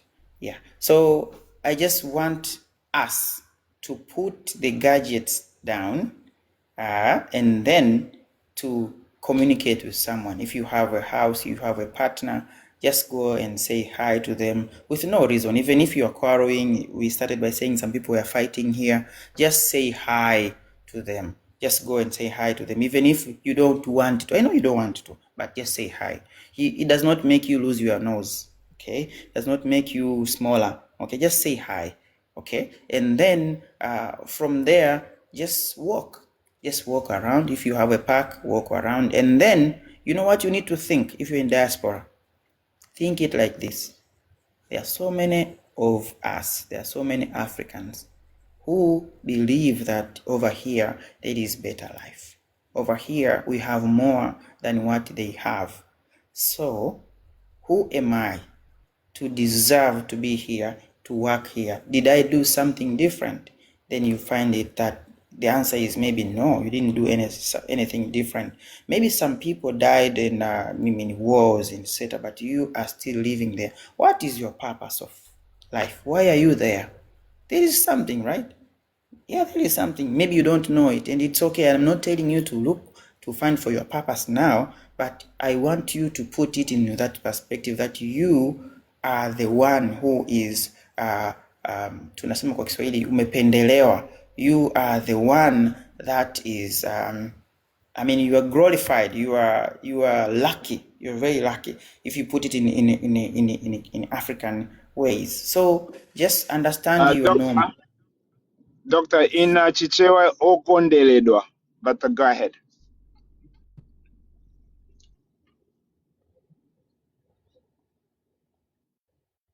Eda? You can go ahead. You can go ahead. Okay. Yeah. Okay. Thank you very much. So, the fact that you joined this talk, many people would have wanted to join this talk. Many people would have wanted to come to my sessions and maybe put a queue or pay some money to see me, for example, so that I talk to them. But it just happened that you are here today. We got to exchange these 2, 3, and have learned a lot from you, and you have learned from me. So we are blessed, and we are what is important. So we are in the right time. This is our right time. Right. Thank you so much. I would also want to ask you a question though. We always have 2 hours. I don't know. We are now at 4 minutes to 5.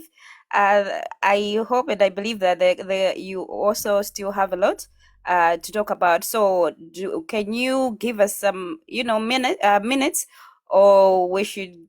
Okay, we are good to go. Yeah, I'm good. I'm okay. I personally, I gave this day as it is that we have to talk until we see that we are fine. Now we have touched maybe not everything, but at least the best, and learn from each other. That's all. All right. Okay. Thank you so much then for that. I really appreciate that.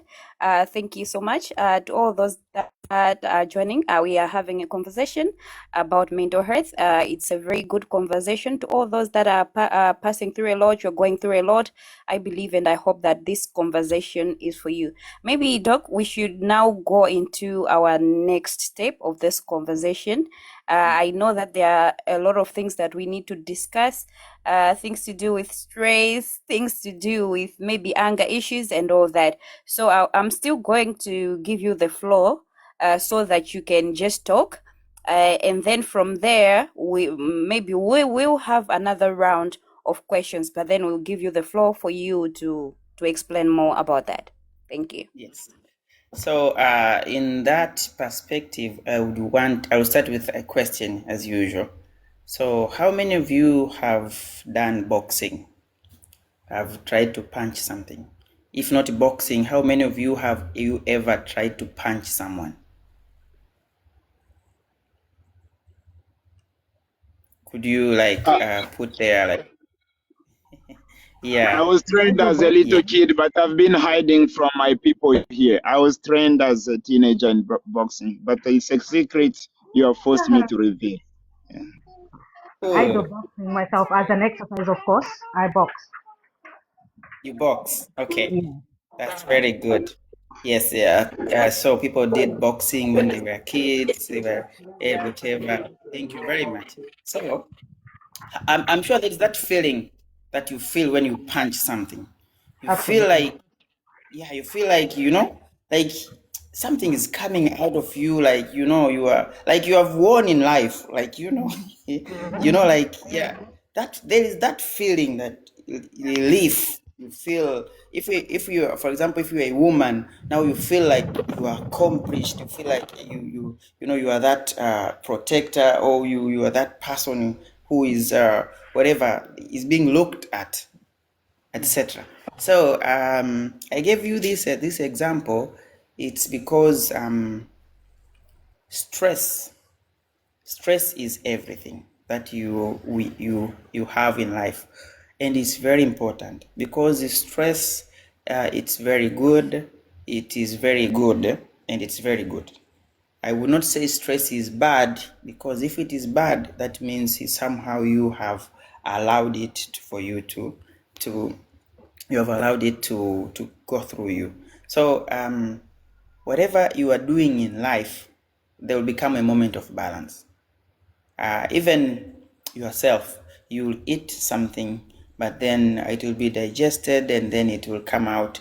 It will come out through sweating. Sometimes you urinate, or you will go to toilet to remove it. Okay, if it was not digested. So it is something that has entered your body, and then it just you just need to decompress. You just need to decompress. But you know, our differences arises on how we handle the stress.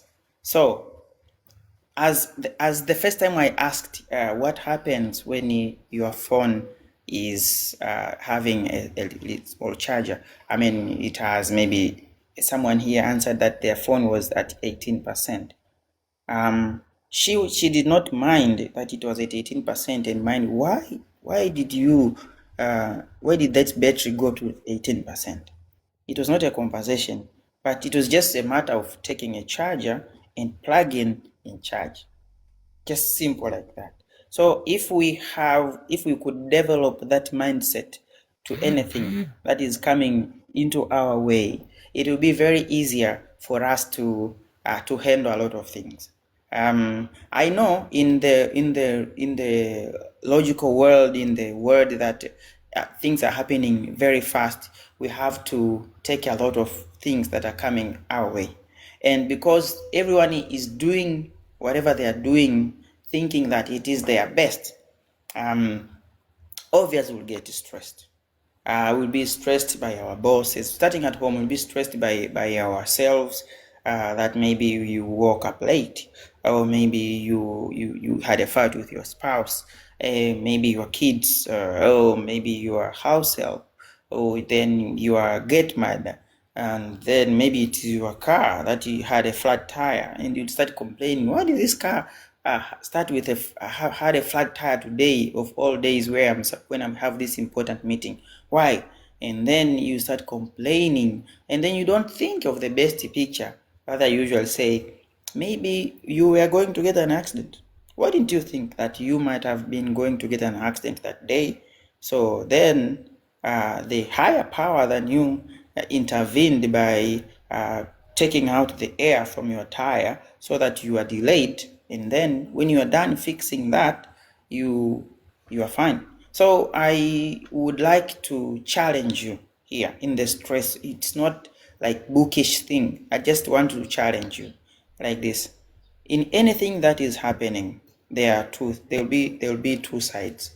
And I want you to think of all sides. Okay? That my car tire, my tire pressure was low, maybe because I was supposed to get into an accident, and then I am fine now. Or then maybe there was a mistake, or there was a challenge at home. There was a real problem that has caused, or maybe I did not change my tires on time, or maybe one of the tires was not good. So you think that in a positive way, and then also if the negative sides of it comes, instead make you think that's how you resolve that way. So the stresses will come, and they are very good to you because they make you a bigger person. The stress are very good. They make you a bigger person. They make you grow more neurons. They make you grow more rods in your mind so that you're able to process many things. They are saying that wisdom comes with age, but that wisdom is just a code. It is a lot of neurons, a lot of pathways that you have created into solving problems and into seeing perspective in life. Those neurons that you have created, they help you see better. They help you become less complainer, less complaining, become more mature daily. So that is very good. And with this stress that you have, do not neglect someone else's stress, because you might be in a position that you have worked with your stress or with your challenge and you have passed, and you see that it's something small, but for them at that moment, it does not matter who they are. It does not matter where they are coming from. Because of that, they maybe they are struggling. You are seeing it as a small thing, but for them it is a big thing. So just learn to appreciate their stress and be supportive. Yes, do not like to badmouth, because even if you might be very strong and you solve a lot of things, but sometimes you might find that you have a very childish thing that you are still doing to date. Yeah, I know adults, very big adults. I mean, some of them are bosses who still eat how do you call it, boogie, right? They take it from their nose, okay, and steal it.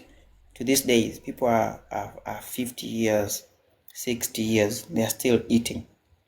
Okay, I know some people who when they are stressed, especially men, they still like to put their hands into their growing area. They put it there without anyone knowing. They just put it there and rest it there.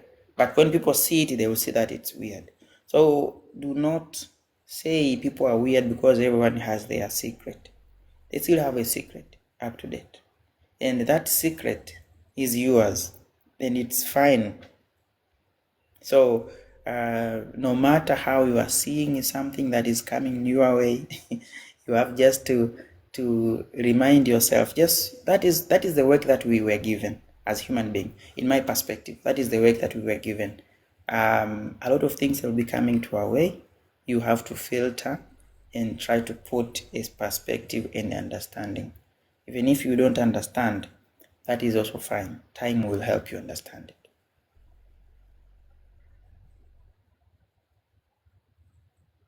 Right. Thank you. Thank you so much. As we still go deep into this conversation, maybe there are some people that really struggle. Like you said, it happens to everybody. It's just a way of how a person responds to what they are going through. Now, there are certain people that might be going through serious mental health issues, be it stress or anything. And now, there are two people, I should say.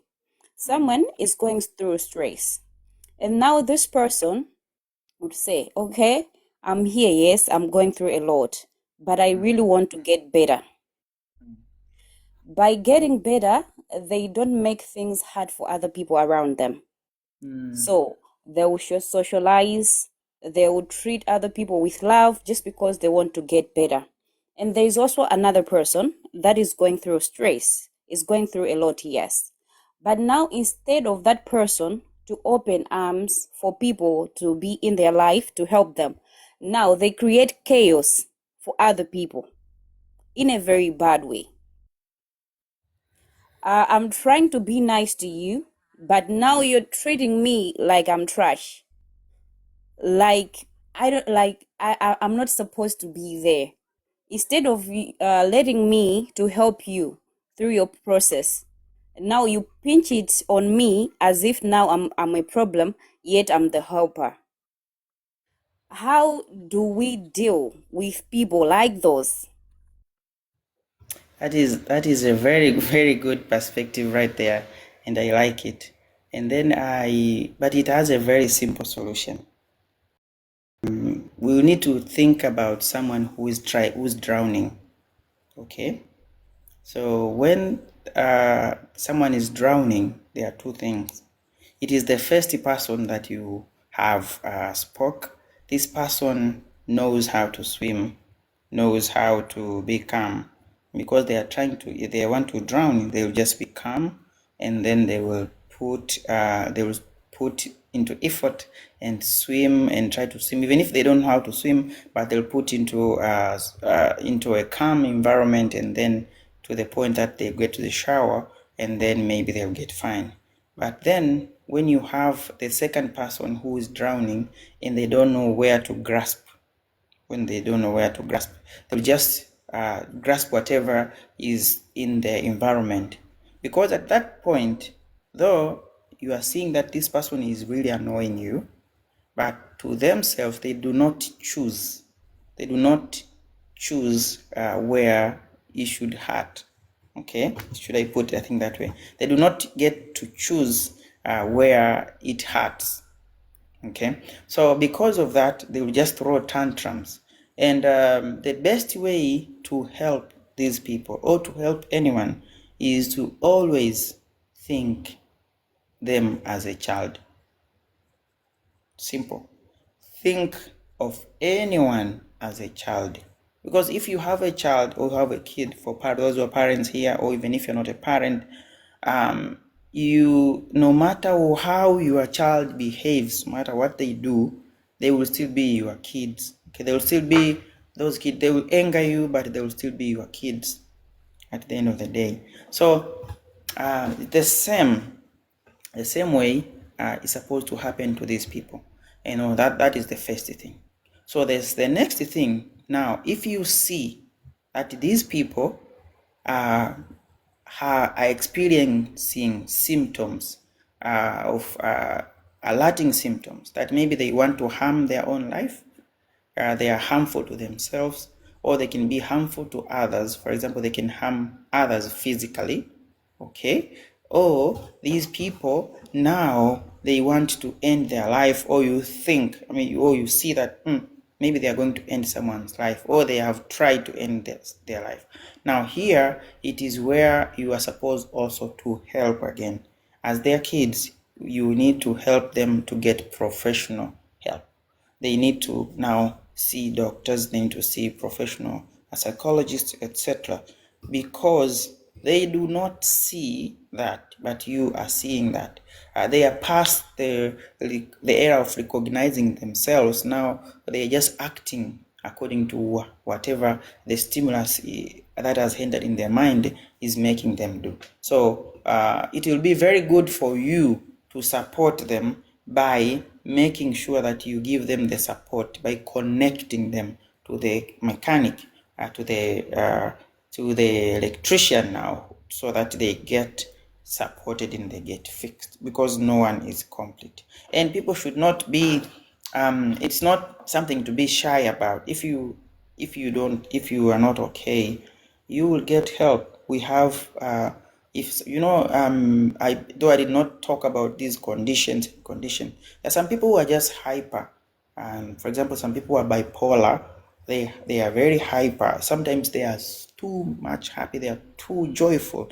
And that itself also is a problem, because they can jump maybe from the roof, you see, because they are too happy. And sometimes they are too sad, to the point that they can even burn the mattress, saying why did they slept on the mattress, but that mattress did not return back to the way it was, and then just like that. So when it reaches something like this, though, we'll need to provide them with mood stabilizers. We'll give them medication that will help stabilize their moods.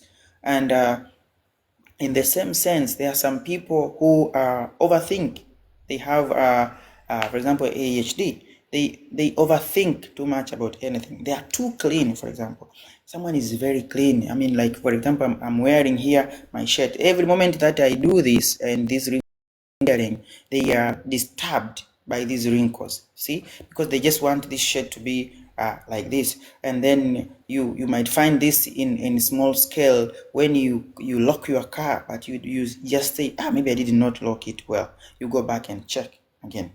And sometimes it is your house you lock, but you think you have not locked it very well. So over there you will need to create a behavior that this is okay. But then when it is they are overdoing it, then you are supposed to take them to support. And sometimes that person, maybe they have the highest form of mental disease. For example, people who have, for example, schizophrenia, where these people, they have visual and the auditory challenges. So whatever they are seeing, they are seeing what is not there.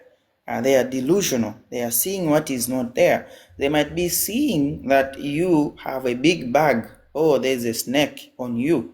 And they want now to help you to kill that snake. But that snake is not there. So they will hurt you. So if you do not help them, then they will hurt you, and then you will get mad for them hurting you. But they are seeing, whatever they are seeing is not what is not there. The same, maybe they are smelling something, maybe they are hearing something that is not there. So all these things, they can happen. And that's why I usually tell my people that if you are driving and you put a lot of horns, you make a lot of horns, beep, beep, beep, beep, most of the time, then you also need to check yourself, your mental health. Because how do you know that those people, they can hear you? How do you know that they are there? Okay, it's very good to alarm them, but you need to start yourself. Try to drive in a way that you cannot, as if they are mute, as if they cannot hear you, so that you start helping and doing your better. So overall here, what I wanted to argue everybody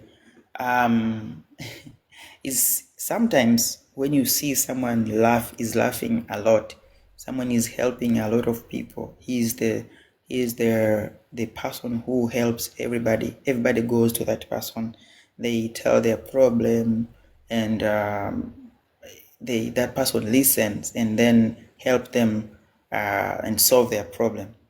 This person is the one also who need your help the most, because he might be crying at night, but because he has been helping you, he is thinking that no one is there to help him or her.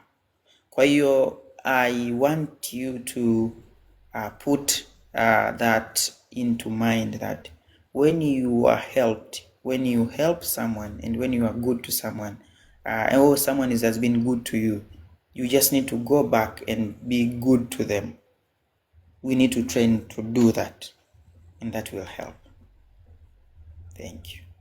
All right, thank you. Before I go to my next question, I just wanted to let you know of something. You mentioned something about seeking help, medical help, and all that, maybe going to therapists and all. So I just want also to say that here in Malawi, for a person to consult a professional therapist, let's say you have to pay 200,000 a month, and this person has a salary of maybe 500,000, something that a person cannot afford. So basically, people now tend to approach people who are not professionals to be their counselors to help them. And what these people do is, the next minute you go to them and then you share the problem, what's going on with you. Within 2 days, you find that your story now is all over social media. More reason most people don't really open up.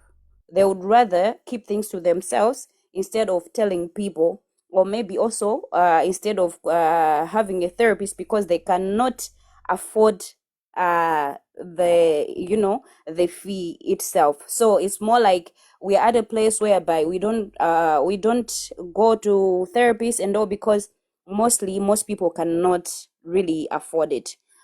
Moving forward, to somebody that's really going through a lot of mental health issues. Before I go there, I also wanted to ask a question though. What do you call that? Narcissists Is also that a part of mental health? Yes. Okay, because I wanted to relate the question that you just asked to that one. Now, I don't know if I can. Mostly, narcissists are people that look for so much attention. They just want to be heard all the time. They don't care if other people's side is heard or not, but they want to be the center of attention. Should we say that also they don't really know what's going on? They don't know that they are at fault, so that we can be forgiving all the time? How how do we really handle narcissists? Do we have to be forgiving? Because you said in that we have to, forgive them, be with them, and all that. Do we really have to also forgive narcissists?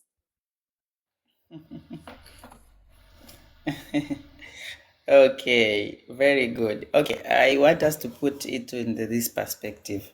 For example, you have this very nice looking bucket. Okay, it is reddish. It is very good looking. So everyone is praising it. Okay, everyone is happy about it. Is thinking that this bucket is very good and it is majestic.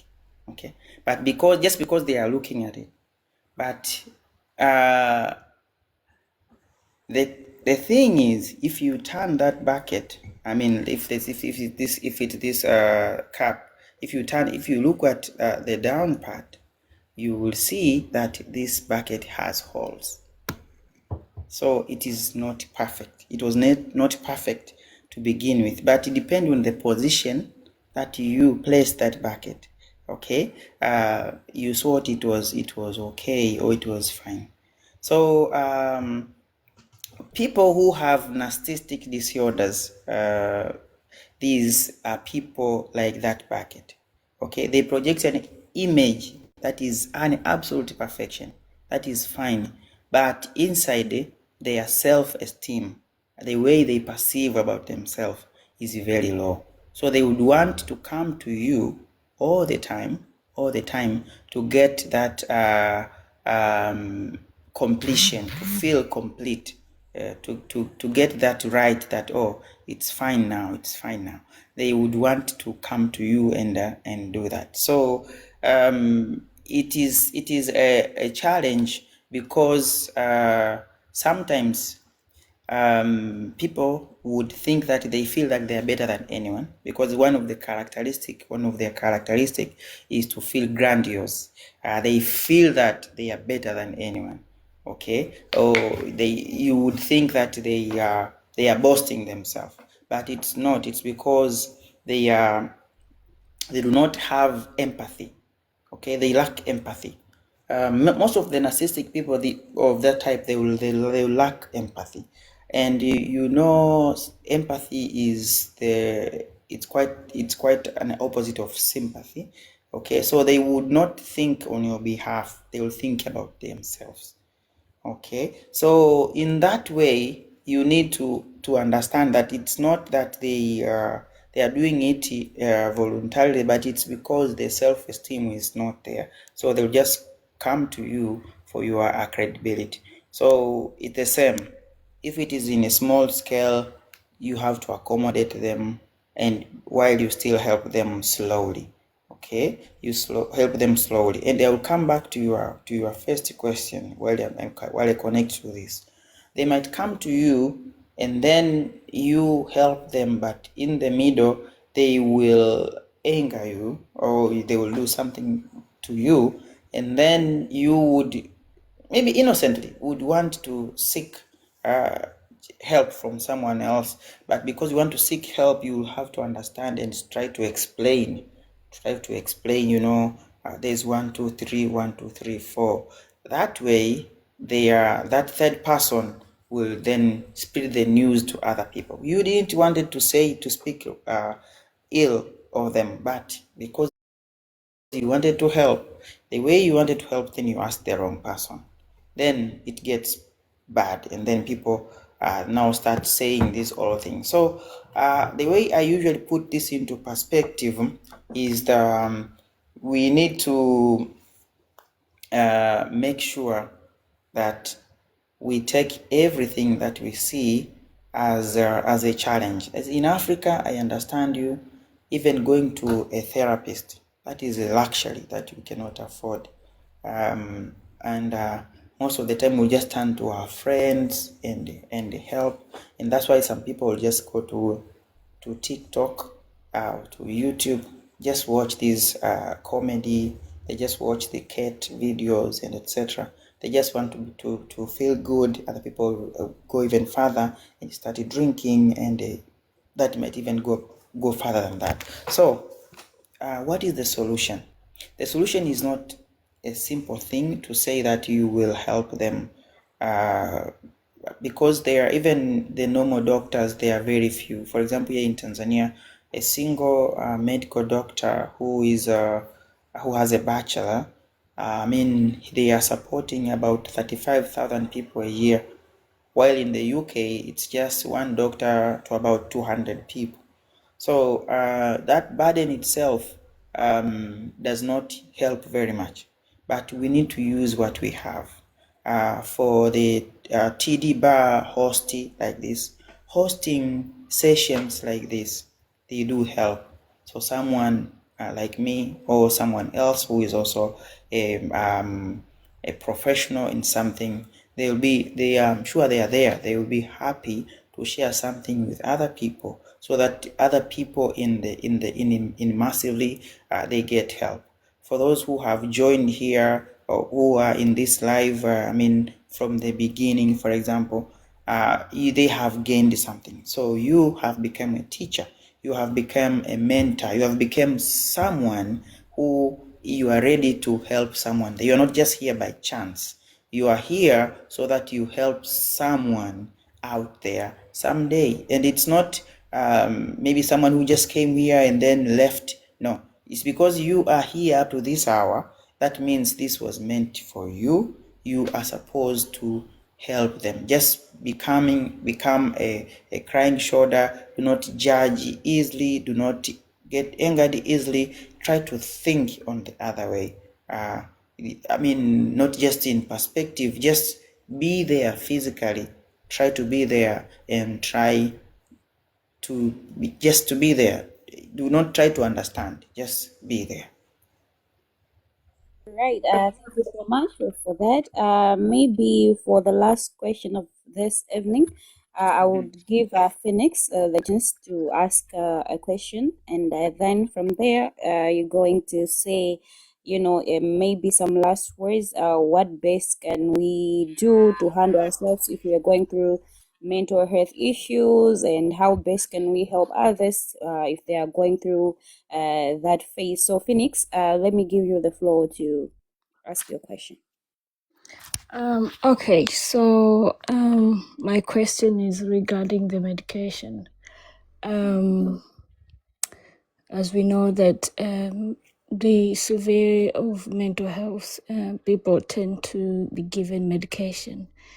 How long can one rely on the medication? Because the thing is, if one comes out of it, then you go back.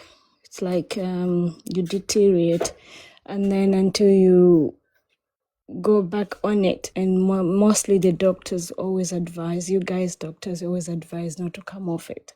So my point is, does that mean it's incurable and you have to rely on it forever and ever, or you've got any other scenario that you can share with us that can help some people who need that kind of help, to say maybe they can stay a bit without the medication, or they just have to accept it and live on it? Thank you. Okay, thank you very much. So in my experience, what we see is, if you take those medications that we prescribe according to the condition that you have, if you take the medications the way you are supposed to do, the medication helps.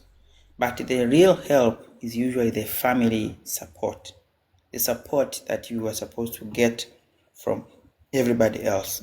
So what I usually do is I if I have time, I usually talk to relatives and educate them the best possible way I have, and share my thoughts that this person need love from you, and they might do 1, 2, 3 things. It's not because they want to, but it is how their body, it's how their mind thinking like that.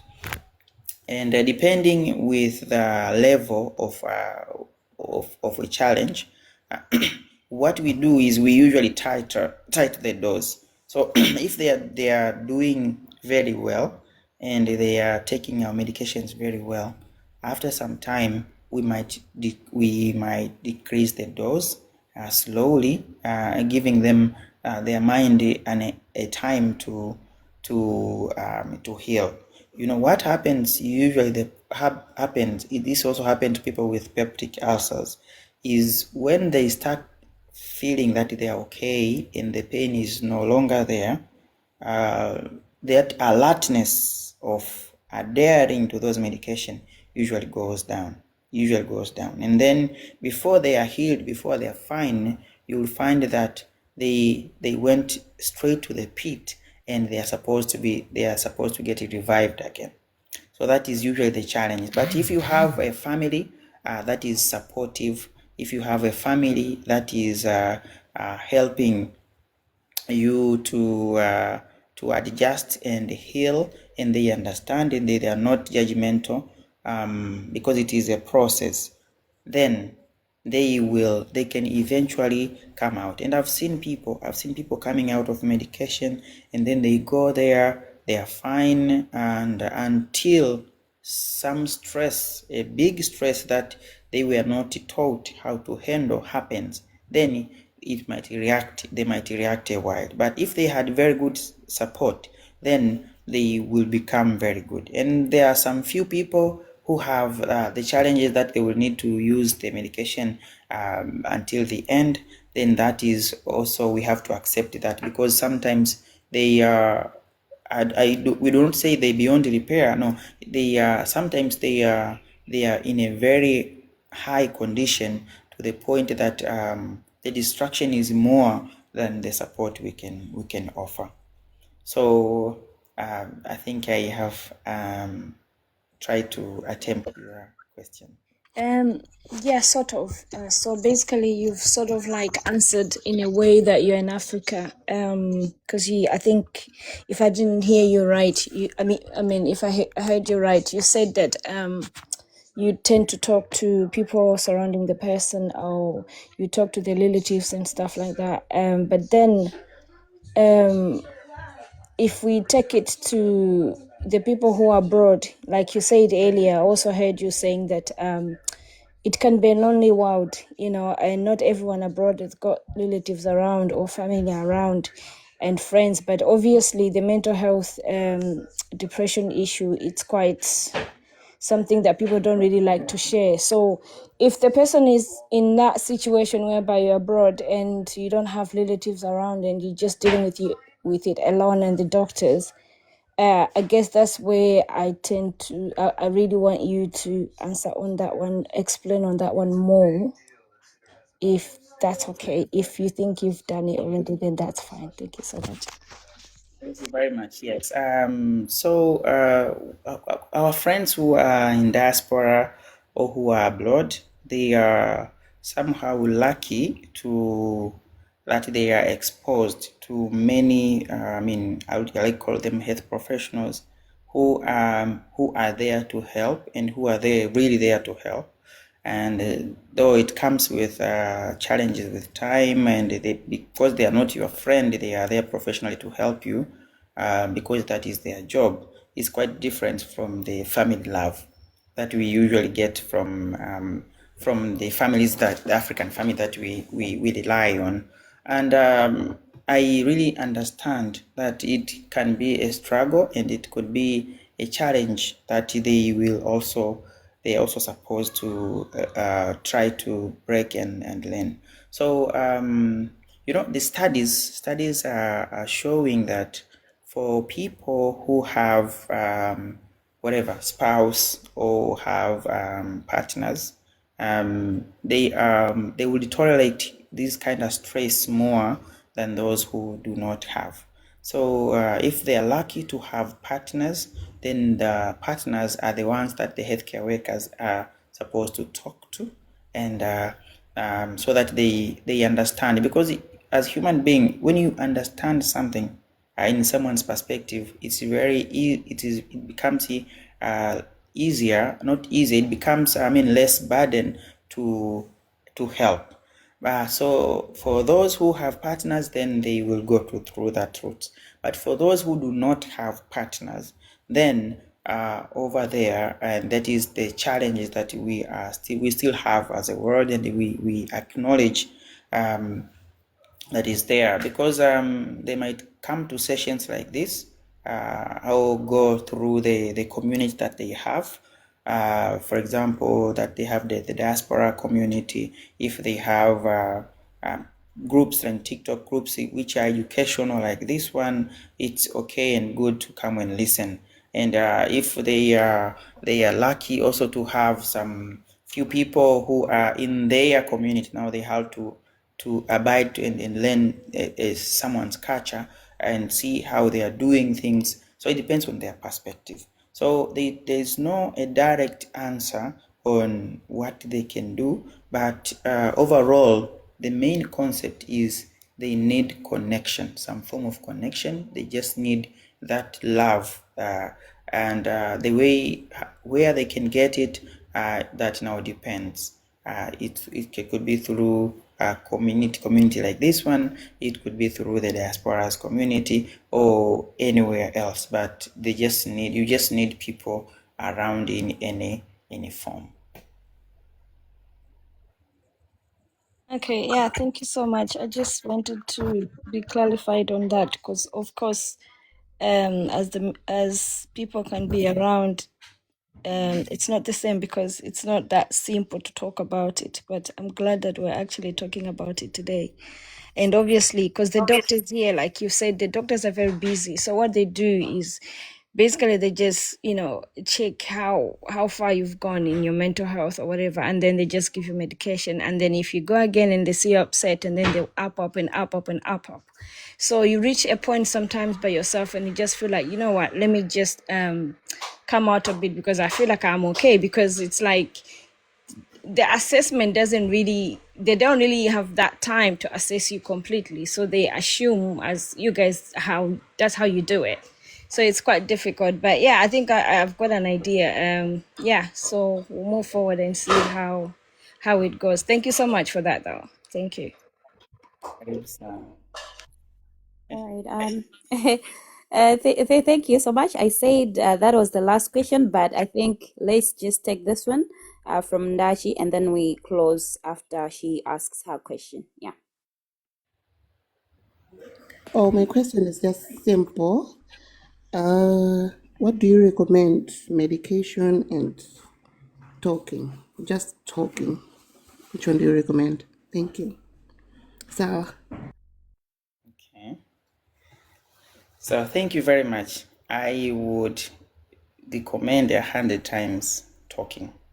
See, talking itself does more than just medication. Medication is just made to go there and regulate something, just give you some chemicals, and then you are just done it, and then you have side effects later. But when you talk, there are no side effect of talking. There might be some little bit of those crashes. For example, if you talk and someone goes to talk to someone, but in the real meaning, you would have already got your healing. You have your process is very good already. You are at a better place. Though they went and say, but you are not the same anymore, because you have gained that. You have gained something that is not physically. You cannot palpate. You cannot touch it. Okay, when you gain a neuron, you gain an information, a pathway is creating in your brain, something that you do not know, you do not feel. That thing will help you navigate through the next problem, rather than just taking that medication, because it will just be for that issue at that moment. But if you talk, That is very good. And if you do not talk, do not think that, I mean, you are the one with just problem. You are the one with just challenges. Everybody has their challenges. They are just struggling quietly. And you know what I usually do if I want to make a new friend? What I usually do is I usually talk to them and I tell them my secrets. The secrets that I know that they would not, I would not easily say. When I do that, I will create a bond. And then those people will start telling me their secret. And because we have each other's secret, that's how friendship works. That's how you become, you move from one place to another. Thank you so much, Doctor. Maybe before I close the program, I would just want you to say your last words on this program, even though it has really been a wonderful conversation. Maybe just a few words before we close. Okay. So I just wanted to tell ourselves a few things. The first thing is you are a human being. You just say whatever I'm saying, I am a human being. And I am not a human doing. You are a human being, you're not a human doing. That means even if you have not accomplished anything today, even if you didn't do anything today, that is enough. It's okay. You are a human being. You are not measured by productivity or how productive you are, or if you made money or not. But even just staying and just being you today is enough. You need to tell yourself that I am a human being. I'm not a human doing. That is the first thing. The next thing is always understand that it is okay as a human being to have reaction. You will always have reaction. Reactions will come. You will always have reactions. You react to a lot of things, and it's fine to react to those things.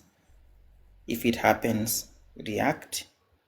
Go with it for a moment, and then think about it. You'll process it, and then it's fine later on for you to understand or not to understand. It's okay. It's very okay for you not to understand some things. Some things you understand them later. You don't need to understand them at that moment because you would have not created those neurons that I've said.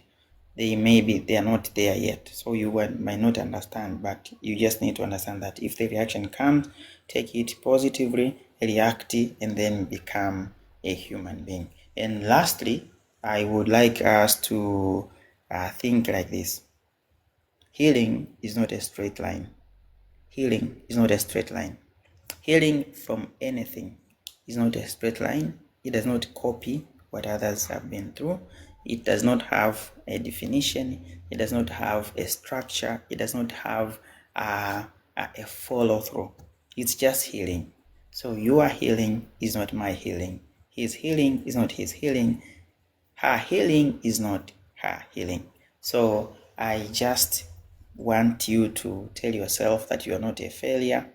You are a very important person. You are here today, and even if no one might tell you, but you are loved. You need to tell you need to tell yourself those words that you were telling yourself when you were teenagers. You are loved. You are important, and you will reach there someday. And the way you reach there, it's not that way they will reach there. You reach there the way you are supposed to reach there. Thank you very much. Thank you so much, Doctor. Before I close, there was a question. If you do online sessions. Yes. I didn't hear. I was saying there was a question that do you do online sessions? Okay. I have done some few sessions with it was from friends from it was in Rwanda, I think, and some people from other countries. But we were doing sessions on, some people have these eating disorders, right? Some people, they eat too much. Yes, they just eat too much, and some people, they do not want to eat at all. So even those are also in the mental health side. And we did some session to those people, and I'm glad that they were helped, they recovered. So it depends with the situation. And sometimes what I do is, if you have my WhatsApp number, sometimes you can just talk. With this healing process, or with the way we talk, sometimes it's just me pointing, give you just a single pointer, and then when you do that, you are successful. And then when you are successful, you come and help me too, to help other people.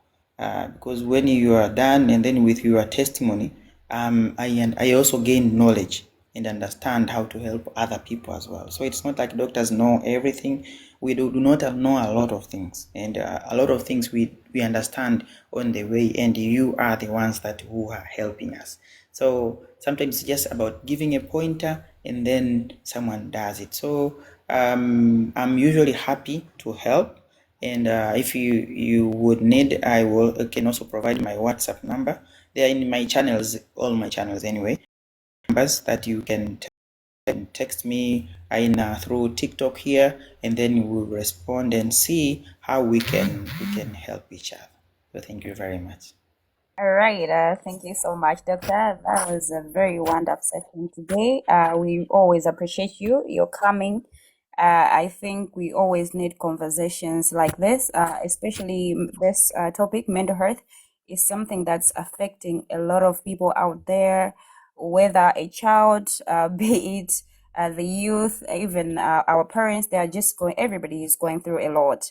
It's just the amount of the things that they are going through. But at the end of the day, everybody is going through a lot, and we need conversations like this to move further, to move forward, and all that. So I should appreciate you that you left everything to come here on TD Bar, a place we pour ideas, not alcohol, to have this conversation. We're looking forward to having conversation like this with you. And I believe and I hope you're coming. You are now a brother in this in this platform, and we always appreciate you. Thank you so much. And to everybody that joined this conversation, thank you so much. I hope and I believe that you have learned a thing or two. And whatever you've heard, I hope you put it to use. And to everybody that is looking for help, you're going through mental health issues, he has said that you can always go to him. You can always text him through TikTok. You'll find his numbers there and all that.